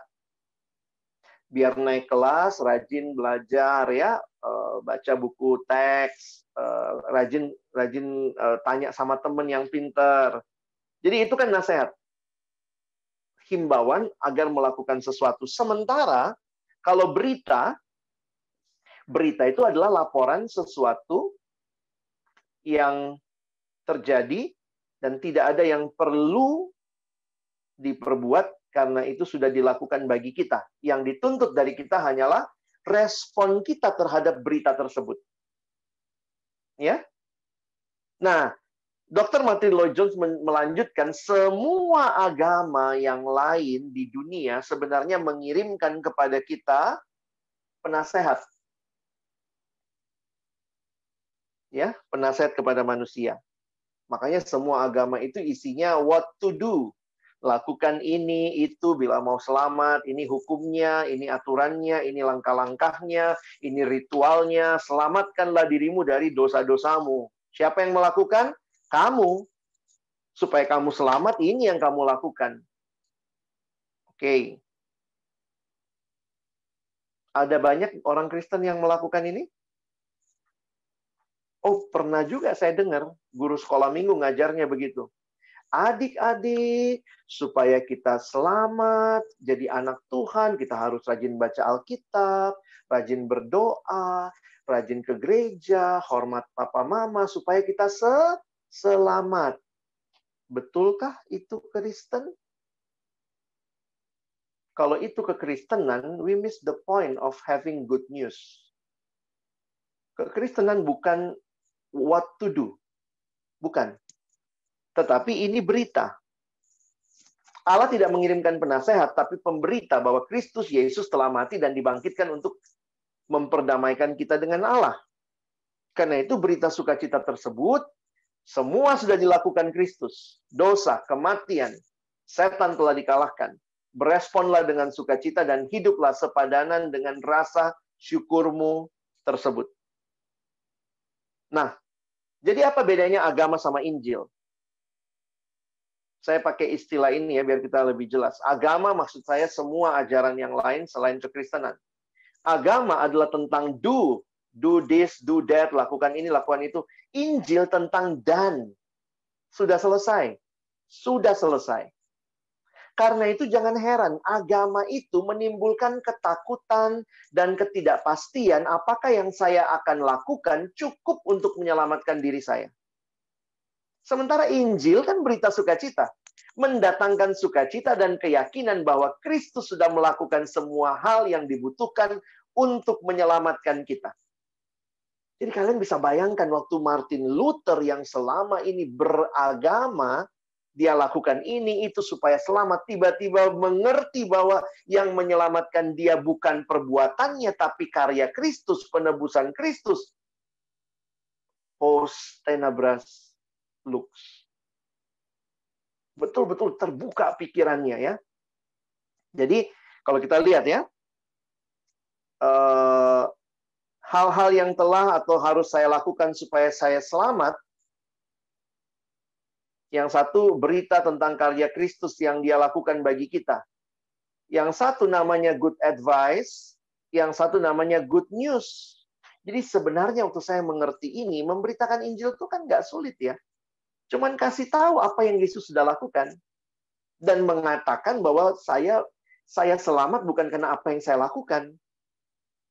Sebenarnya sesederhana itu ya. Tentu ini ya saya terlalu menyederhanakan. Tapi poinnya adalah jangan-jangan gereja sekarang pun kehilangan good news. Karena kita sudah masuk lebih banyak kepada good advice. Karena itu opung kita Martin Luther ngomong begini ya. Kalimatnya menarik. The law, hukum-hukum itu says, do this and it's never done. Grace says, believe this, and everything is already done. Beda nggak? Oh beda. Yang satu law, hukum, aturan, itu advice. Yang satu grace, bicara ada berita loh. Ada yang mati buat kamu dan itu menyelamatkan kamu. Kalau kamu percaya berita ini, kamu selamat. Hanya percaya berita itu, kamu selamat. Believe this and everything is already done. Itu membawa sukacita. Yang satu membawa ketakutan. Karena sudah bagus nggak perbuatan baikku? Udah mencapai nggak? Udah pas nggak? Ini kalau ditimbang-timbang, masuk surga nggak? Yang satu penuh ketakutan, beragama itu penuh ketakutan. Karena kita nggak punya kepastian. Tapi berinjil itu, kita punya berita sukacitanya. Dan Tuhan memang bilang, cukup percaya saja. Enak kali jadi orang Kristen. Ya emang enak. Kita aja yang nambah-nambahin beratnya. Karena apa? Karena kita melihat kayaknya mana ada sih yang gratis. Tuhan bilang cuma-cuma, kita bilang nggak mau saya yang cuma-cuma. Kita yang agak sombong. Kita bilang Tuhan pipis di Jakarta aja bayar, masa keselamatan gratis? Saya mau tambahkan sedikit ah. Tuhan bilang enggak, ini gratis. Enggak mau. Saya mau yang bayar. Karena kalau bayar, saya punya kemuliaan. Ada bagianku. Wes, kalau saya bisa masuk surga dengan kebaikan, kalau saya bisa masuk surga dengan kebaikan, maka sebenarnya surga itu tempat yang paling sombong ya. Karena orang paling sombong semua di sana. Kau kenapa masuk sini? Kemarin sumbang gereja. Kau kenapa masuk sini? Itu bikin panti asuhan 3 lantai. Kamu kenapa masuk sini? Oh, saya bikin panti jompo. Kenapa? Apa yang saya lakukan? Tapi kekristenan bukan bicara itu. Kekristenan bicara apa yang Kristus sudah lakukan. Sehingga ini kesimpulan saya. Keselamatan dalam kepercayaan lain adalah percaya pada kemampuan diri yang saya lakukan. Jadi pede, percaya diri. Apa yang saya lakukan, itulah yang membuat saya selamat. Kekristenan beda sekali. Ini yang diterima para reformator yang membuat mereka post tenebras lux. Keselamatan adalah percaya apa yang Yesus sudah lakukan bagi kita. Percaya nggak? Ya percaya yang dia lakukan bagi kita. Itulah keselamatan. Jadi reformasi terjadi. Sebenarnya apa sih inti reformasi? Intinya adalah ketika Injil kembali menjadi fokus utama dalam kehidupan umat Allah yang selama ini sudah begitu banyak fokus yang lain. Saya merasa harus jelasin dulu, maaf saya belum buka tanya jawab dulu ya, saya jelasin dulu. Nah, mungkin teman-teman jadi bertanya, oke deh, kalau begitu di mana letaknya perbuatan baik? Kok kayaknya abang ngomong semua karena iman, perbuatan baik itu di mana? Nah, itu respon. Respon itu bukan syarat, tapi respon. Respon itu adalah karena sudah selamat, makanya kita berbuat baik. Bukan perbuatan baik yang membuat kita jadi anak Allah. Kita telah jadi anak Allah melalui kelahiran baru yang dikerjakan Allah dalam Kristus di dalam diri kita. Saya sering kasih contoh sederhana begini. Kamu tinggal di rumah sama papa mama, lalu kemudian pagi-pagi bangun, terus kemudian teman-teman nyapu, ngepel, beresin kamar, bantu bapak nyuci mobil, bantu mama masak, bantu mama nyuci baju. Pertanyaan saya begini. Teman-teman lakukan itu supaya jadi anak atau karena teman-teman anak? Ya mudah-mudahan kita nggak gila ya. Kalau saya lakukan itu supaya jadi anak. Jadi habis nyapu, ngepel pagi-pagi, bikin proposal. Bapak, mama, terima saya jadi anak. Pasti dibilang ritik kamu ya. Gila kamu. Orang tua pasti akan bilang, bukan nak, kamu anakku. Kalau kamu lakukan itu bukan supaya jadi anak, tapi itu respon karena kamu anak kami. Jadi cara kita menempatkan, apakah saat teduh supaya jadi anak Tuhan? Apakah saat teduh supaya selamat? Apakah rajin ke gereja supaya selamat?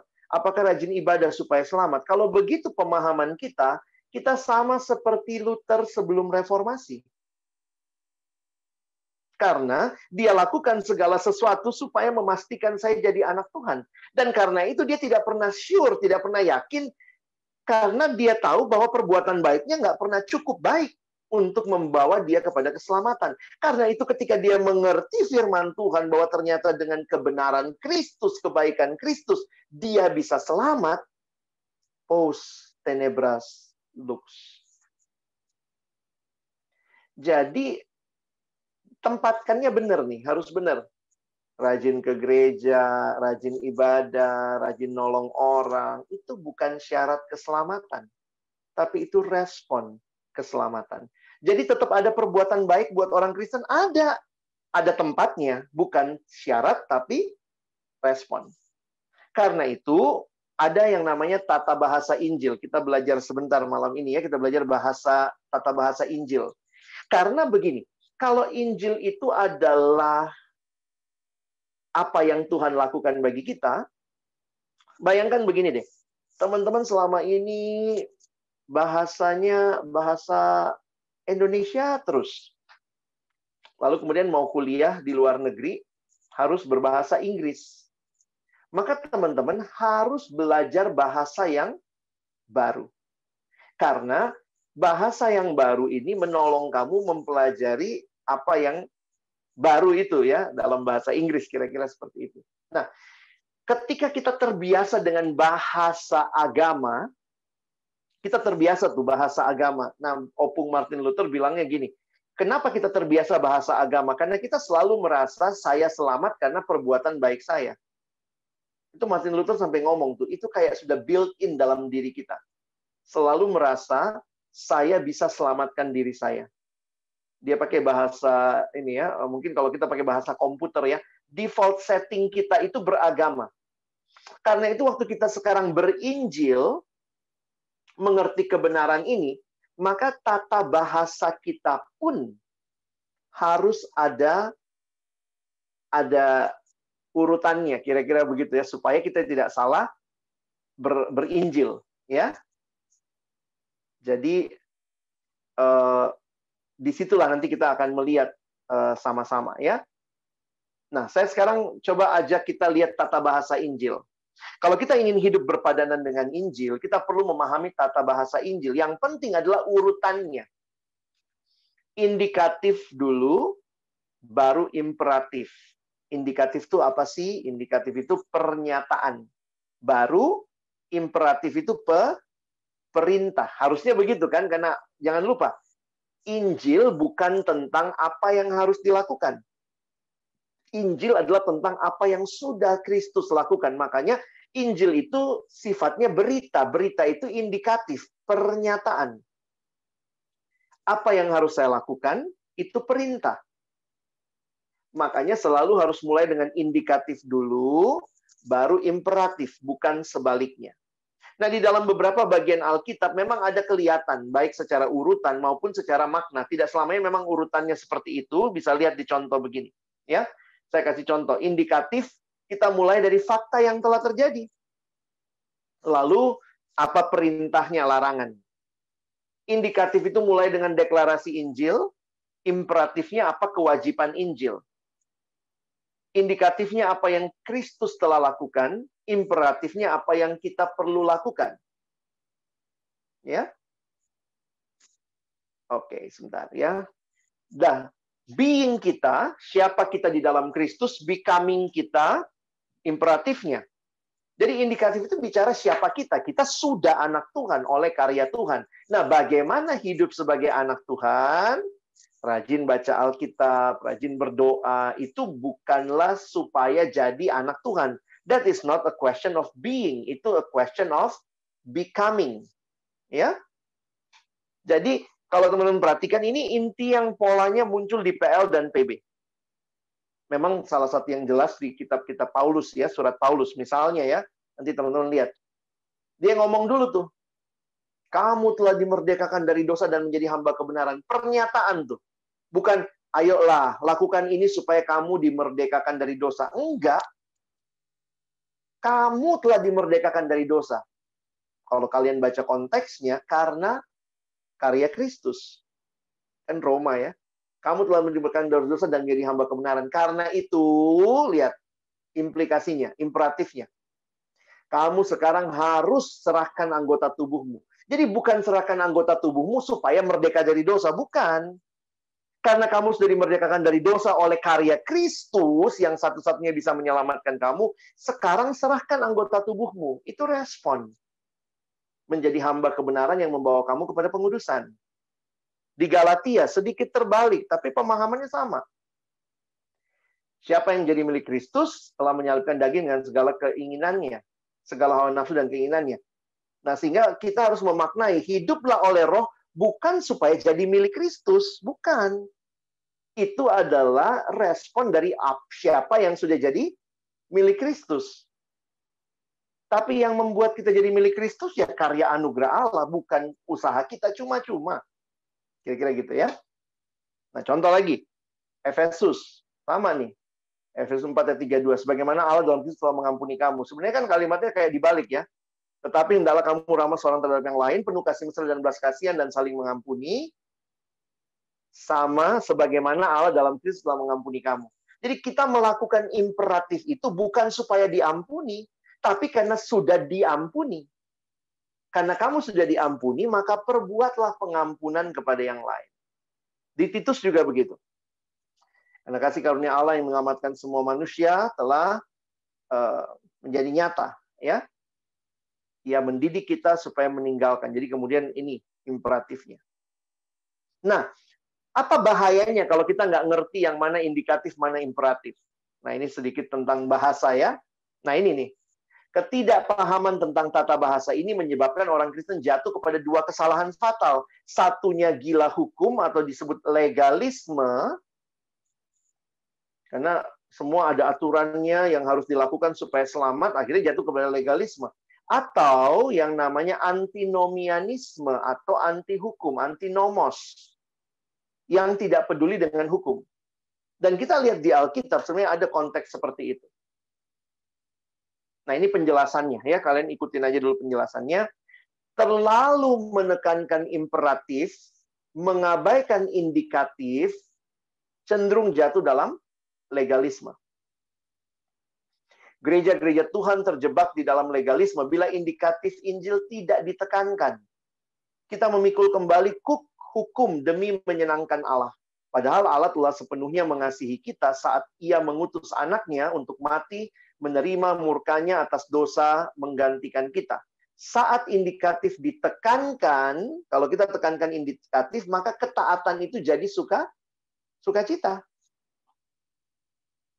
Saya sering dengar ya, dan itu kayaknya juga masuk ke dalam hidup kita tanpa sadar ya. Kita jatuh di legalisme. Kita mau hidup menyenangkan Tuhan. Jadi kalimat menyenangkan Tuhan itu kemudian apa penafsiran kita? Kalau saya saat teduh hari ini, pasti saya menyenangkan Tuhan. Kalau saya pelayanan, pasti membuat Tuhan senang. Jadi selalu kita berpikir apa? Lakukan sesuatu supaya Tuhan lebih senang. Ayo, lakukan sesuatu supaya Tuhan lebih senang. Tanpa sadar, kita punya pemahaman, kalau saya nggak lakukan itu, Tuhan nggak senang. Maka saya harus lakukan supaya Tuhan lebih senang. Jadi ternyata kita melakukan bukan karena respon, tapi sebagai, kayak kita tuker nih, Tuhan nih, saya tambah ya, ayo lebih senang sama saya. Jadi sebenarnya pemahaman yang kelihatannya Kristen menyenangkan Tuhan, istilah yang kita bilang menyenangkan Tuhan, harus kita maknai itu respon, bukan syarat. Kalau ternyata dengan saya pernah dengar orang bersaksi ya saya bersyukur sama Tuhan sejak saya melayani Dia, ya saya tahu Tuhan makin kasih berkat ya, karena saya sekarang sudah hidup makin menyenangkan Tuhan. Jadi seolah-olah cara kita menyenangkan Tuhan perbanyak perbuatan baik. Ini legalisme. Jadi bisa jadi di permukaan kelihatannya sama perbuatan baik, tapi intinya dasarnya adalah saya merasa saya belum disayang Tuhan. Jadi saya lakukan ini supaya Tuhan lebih sayang. Berarti teman-teman dan saya kalau punya pemahaman itu, kita tidak melihat karya Kristus di kayu salib telah membuat Allah sayang sama kita. Yang membuat Allah sayang sama kita itu karya Kristus di kayu salib, bukan perbuatan baikmu, bukan pelayananmu. Kalau kamu sekarang melayani, itu bukan bikin Tuhan tambah sayang. Tuhan sudah sayang sama kita. Karena karya Kristus di kayu salib. Makanya responmu berbeda. Ini yang saya katakan tadi ya. Jangan-jangan banyak orang Kristen, musuh kita itu bukan lagi gereja ini ngajarinnya legalisme. Jangan-jangan dalam gereja Protestan sendiri banyak legalisme. Dalam pelayanan banyak yang masih punya konsep seperti ini. Saat teduh yang kau lakukan 1 hari 3 kali tidak membuat Tuhan lebih sayang sama kamu. Karena Tuhan sudah sayang sama kamu ketika Kristus menyerahkan dirinya di kayu salib untuk kita. Kasih itu tidak bertambah atau tidak berkurang, tapi dikaruniakan. Karena itu lihat cara Paulus menjelaskan, karena kasihnya sudah diberikan. Waktu kita masih berdosa, dia sudah mati buat kita. Ayo sekarang hidup bagi dia. Jangan nyogok. Kita tuh terbiasa nyogok sama Tuhan ya. Tuhan ya kayak gitu ya. Misalnya nih, minggu ini ada proyek. Aduh, Tuhan semoga goal proyekku. Makanya rajin saat teduh pagi-pagi, saat teduh ke gereja hari Minggu. Kenapa rajin gereja? Ada proyek. Hari Selasa tanda tangan proyek. Aduh Tuhan, ini kalau goal, aduh puji Tuhan naik rankingku. Jadi bayangkan, kita caranya menyogok Tuhan adalah kita perbanyak perbuatan-perbuatan agamawi. Supaya apa? Supaya Tuhan kasihi kita. Supaya Tuhan berkati kita. Sebenarnya kita penyogok. Kalau ada KPK surgawi, ketangkap kita. Karena kita melakukan itu bukan dari respon. Karena Tuhan sih yang menguji hati ya. Tapi kita lakukan itu dari ketidakyakinan. Kita nggak percaya Tuhan mengasihi kita. Nah ini yang sebenarnya we miss the point. Tentu ya, bukan berarti kita bisa menyenangkan Allah dengan hukum, tidak pernah bisa. Karena kita tidak pernah mampu taat hukum 100%. Hukum menyatakan dosa dalam hati kita, namun tak dapat menyingkirkan dosa tersebut. Dan tidak bisa hukum itu mentransformasi hati. Hukum menunjukkan seperti apa hidup yang kudus, namun tidak dapat menguduskan kita. Jadi jangan juga berkata kita nggak butuh hukum. Jangan begitu ya. Kalau ada hukum, ada imperatif, itu sebagai respon dan akhirnya hukum itu menolong kita sadar diri juga. Bahwa kita nggak akan pernah taat, tapi bukan berarti kita buang hukum. Seperti orang-orang yang antinomos. Antinomian sangat menekankan indikatif, tapi mengabaikan imperatif. Hati-hati. Di dalam ajaran tertentu, sekarang berkembang yang namanya hyper grace. Jadi hyper grace itu mengatakan begini, kan Yesus sudah mati buat dosamu. Dosa yang kapan? Yang dulu, yang sekarang, dan yang akan datang. Jadi bayangkan, belum bikin dosa pun udah pasti diampuni. Secara teologis memang benar. Tapi akhirnya karena merasa tidak butuh pengampunan, dalam liturginya nggak ada pengampunan, bikin dosa kayaknya santai-santai aja. Kan istilahnya gini, ya Tuhan kan udah ampuni saya. Kalau saya jatuh dalam dosa, ya Tuhan udah ampuni saya. Sehingga tidak jaga hidup kudus. Jadi bayangkan, yang satu sangat menjaga seolah-olah ketaatan dialah yang membuat dia selamat. Yang satu tidak mau pakai hukum, merasa, kan Tuhan udah selamatkan saya. Jadi saya harap kita nggak jatuh dalam dua poin ini. Sebaliknya, bila imperatif Injil tidak diajarkan, kita cuma ajarkan Tuhan mati buat kamu, Yesus mengasihimu, kamu sudah disayang Tuhan, dosamu sudah ditebus. Kalau kamu tidak masuk kepada hal ini, maka kita nggak akan pernah berusaha mematikan dosa, melawan si jahat, karena kita pasif dan hanya menunggu Kristus yang melakukannya bagi kita. Inilah akar dari pemahaman yang salah. Banyak nih pemahaman yang salah ya. Ada yang bilang itu masalah roh malas, roh cabul ya. Kadang-kadang saya bingung gitu. Ya bang, saya mah baik bang, cuma ada roh cabul dalam diri saya. Jadi kamu kayak ngelihat ini masalahnya roh cabul katanya gitu ya. Jadi akhirnya kita nggak ngelihat kitanya yang perlu bertobat. Saya pikir kalau ini masalahnya roh cabul, siapa yang perlu ikut KKR? Kamu atau roh cabul? Itu kan tanda-tanda kamu sebenarnya nggak melihat dirimu yang cabul. Kamu yang harus bertobat. Kamu yang harus berubah. Nah, jadi teman-teman, bagaimana memiliki hidup yang berfokus sama Injil? Nah, itulah the gospel-centered life.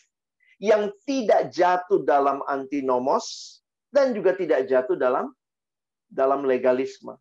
Tetapi kita taat, kita berbuat baik dengan sukacita, karena itu adalah respon dari hidup yang sudah Tuhan selamatkan. Sehingga teman-teman bisa membayangkan ya, betapa merdekanya Luther ketika dia mengalami Injil, mengalami firman Tuhan, seperti kuk dilepaskan dari dia yang selama ini menekan dia. Dia ditekan sama legalisme. Sehingga akhirnya dia sadar, di mana letaknya hukum perbuatan baik dalam kehidupan beragamanya dia. Oke, saya mungkin berhenti sampai situ. Silakan kita ambil waktu yang ada ini. 15 menit mungkin untuk tanya jawab. Silakan Kak Mei. Oke, sebelumnya jadi dari divisi alumni akan mengambil foto para peserta GCLC. Jadi teman-teman yang bisa menyalakan kamera, tolong dinyalakan kameranya. Sementara itu kita sambil melanjutkan tanya jawab kita ya. Oke, jadi tadi ada tambahan dari Kak Reta. Menambahkan yang saya pahami, Yesus menebus manusia dari dosa karena manusia terbelenggu oleh dosa. Dosa adalah keadaan manusia yang gagal memahami dan melakukan kehendak Allah. Dari kata hamartia atau meleset. Tolong dikoreksi kalau salah. Iya, thank you Reta. No problem. Saya sih nggak ngelihat, karena masalah teologisnya bukan di situ. Nanti masalah teologisnya yang saya tanya tadi. Apakah Yesus membayar kepada dosa, gitu. Apakah dosa itu sebuah pribadi atau apa? Jadi sebenarnya kalau saya ngelihatnya, sekali lagi perhatikan kalimat saya. Yesus menyelamatkan kita.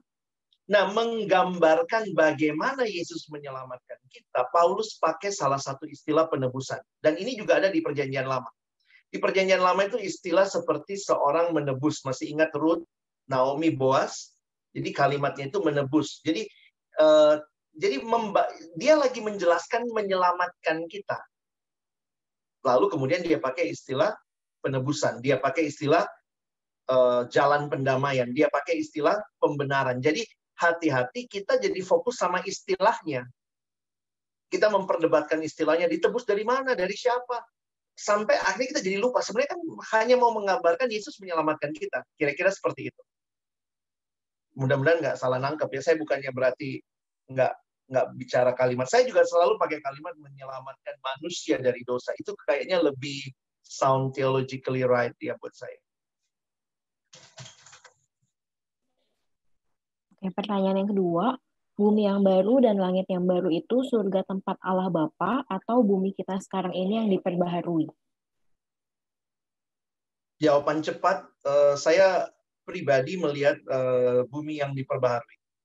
Karena kalimat-kalimat di dalam Alkitab jelas sekali, bukannya kita keluar dari bumi ini pergi ke bumi yang lain, bukan escape dari sini, tapi kalimatnya misalnya doa Bapa kami, datanglah kerajaanmu.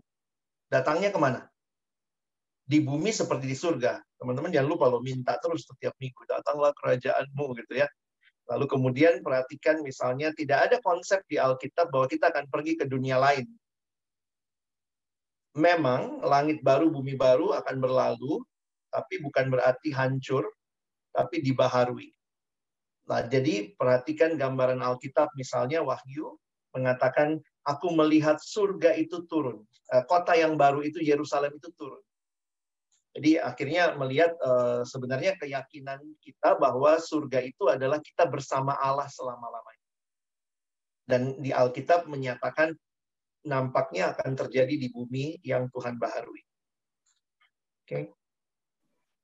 Oke, pertanyaan yang ketiga, apakah benar ada teman saya yang dari Katolik katanya Martin Luther melakukan reformasi karena ingin melakukan perkawinan. Padahal posisi dia waktu itu kan pastor yang dilarang perkawinan. Iya, sejarah selalu punya dua sisi ya. Jadi kalau memang menarik tuh teman-teman, kalau mau baca sejarah Martin Luther, mesti lihat nih yang tulis orang mana nih. Yang Protestan kan belain Luther banget. Mungkin yang Katolik mungkin akan melihat ini nih kesalahan-kesalahan dia.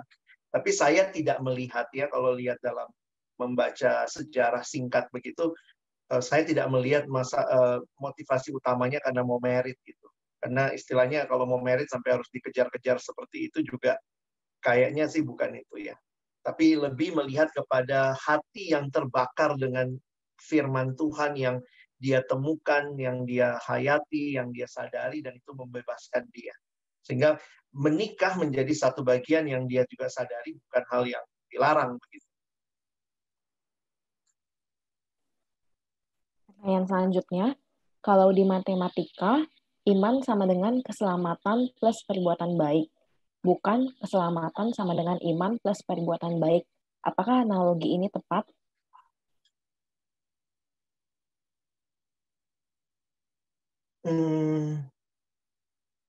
Saya nggak ngerti analoginya malah ya.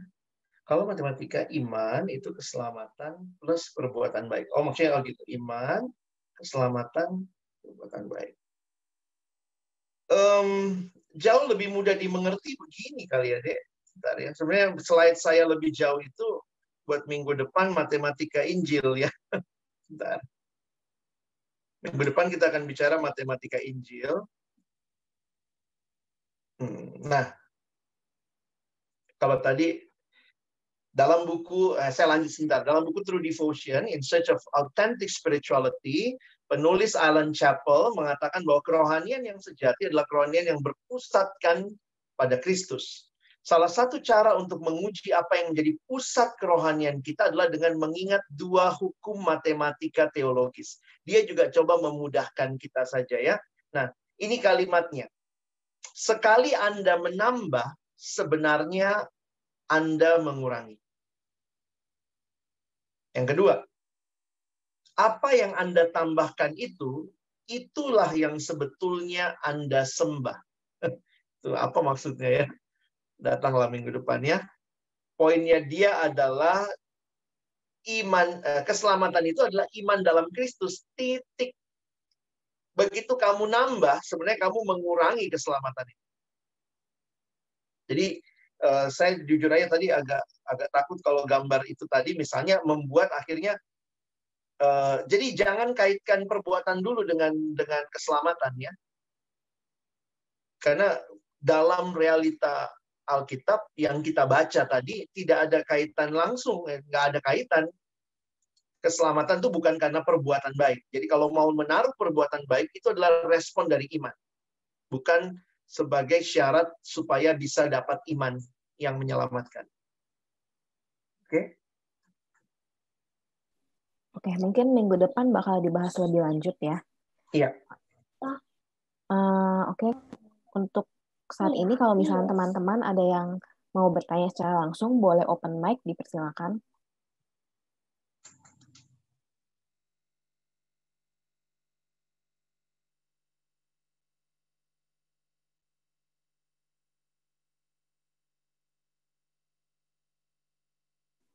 Apakah ada teman-teman yang mau bertanya secara langsung? Ada pertanyaan yang masuk lagi. Bagaimana masa depan gereja kesukuan? Jemaatnya dari suku tertentu seperti Batak atau Tionghoa karena bersifat eksklusif.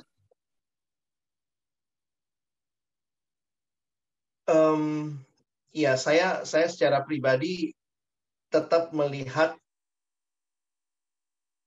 ini cara Tuhan juga sih ya. Menurut saya cara Tuhan juga menolong pelayanan yang lebih fokus. Tapi mungkin kalau bicara ke depan, ya saya pikir gereja juga akan lebih terbuka sih. Saya nggak tahu, tapi kalau saya rasa-rasanya sih gereja akan lebih terbuka. Jadi mungkin saya nggak bahas khusus di sini, tapi ya saya bertemu kok ada beberapa gereja yang terbuka, walaupun memang berdasarkan basis kesukuan, tapi kemudian sudah mulai makin terbuka, makin melihat keberagaman, dan saya pikir itu jadi lebih menunjukkan kekristenan yang utuh sih. Tapi dalam sisi yang lain memang ketika disatukan secara etnis, itu akan mempercepat pelayanan yang istilahnya barrier sukunya itu dihilangkan. Tapi jangan berpikir begini. Kalau yang dipikirkan adalah kita tuh lebih baik dari suku lain, maka saya pikir itu salah. Tapi kalau kita berpikir bahwa demi penjangkauan yang lebih efektif, lebih maksimal, maka digolongkan per suku, no problem. Sama lah kita di gereja ya, tiba-tiba ada komisi pemuda, tiba-tiba ada komisi anak, ada komisi perempuan. Sebenarnya itu kan juga demi menyatakan ini ya, menyatakan Injil bisa dibagikan dengan lebih tepat. Oke, ada yang mau bertanya secara langsung?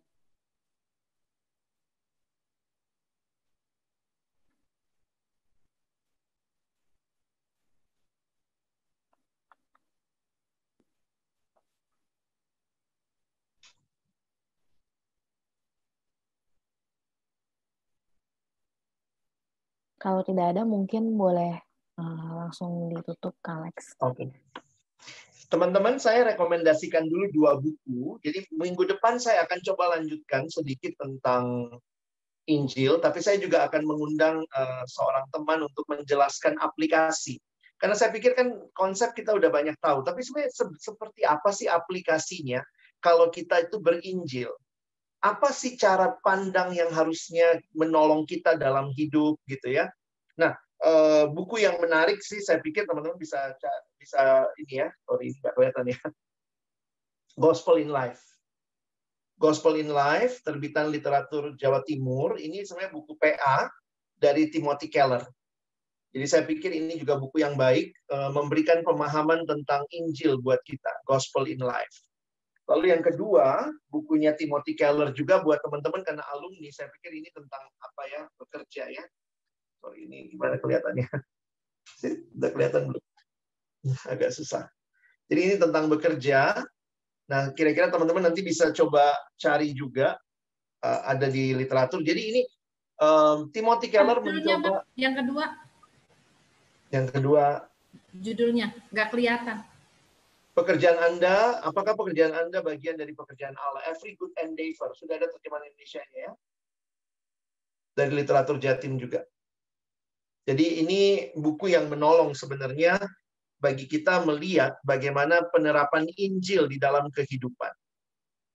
Nah, saya juga akan coba, teman-teman, Saya coba kirim file ringkasannya. Saya tadi udah kirim juga sama Kak Lydia. Nanti bisa dibagikan di ini ya. Sebentar saya coba. Saya harap nanti panitia bisa tolong bagikan ke peserta. Jadi mudah-mudahan minggu depan kita nggak dari nol diskusinya ya. Teman-teman coba baca dulu. Nanti makin paham, jadi mungkin bisa jadi pengantar diskusi yang baik buat minggu depan. Saya coba kirim di file buat kita malam ini ya. Sebentar. Nah, silakan kalau bisa akses. Saya sudah upload di file ya. Baik, mari kita berdoa. Bapa di dalam surga, kami bersyukur, berterima kasih untuk cinta kasih dan anugerah Tuhan. Dan kami berdoa kiranya pemahaman akan Injil yang utuh, yang menjadi dasar reformasi lebih dari 500 tahun yang lalu. Kami alami juga di dalam kami menghidupi Injil kebenaran itu dalam keseharian kami. Terima kasih apa yang sudah kami pelajari malam hari ini, baik dari firman-Mu, dari sejarah, menolong kami juga makin bisa melihat Injil dengan baik, dengan utuh, dan boleh hidup di dalamnya, mempengaruhi keseluruhan kehidupan kami. Sekali lagi terima kasih buat semua kami yang hadir malam hari ini. Terima kasih buat sahabat-sahabat, rekan-rekan yang juga mau belajar bersama. Dalam tanya jawab juga banyak hal yang boleh kami diskusikan. Kiranya Tuhan menolong. Pada akhirnya kami bukan cuma jadi pendengar yang setia, orang-orang yang tahu banyak, tapi benar-benar hidup kami berpadanan dengan berita Injil itu. Sekali lagi kami bersyukur dan menyerahkan pertemuan minggu depan. Dalam nama Tuhan Yesus kami berdoa. Amin.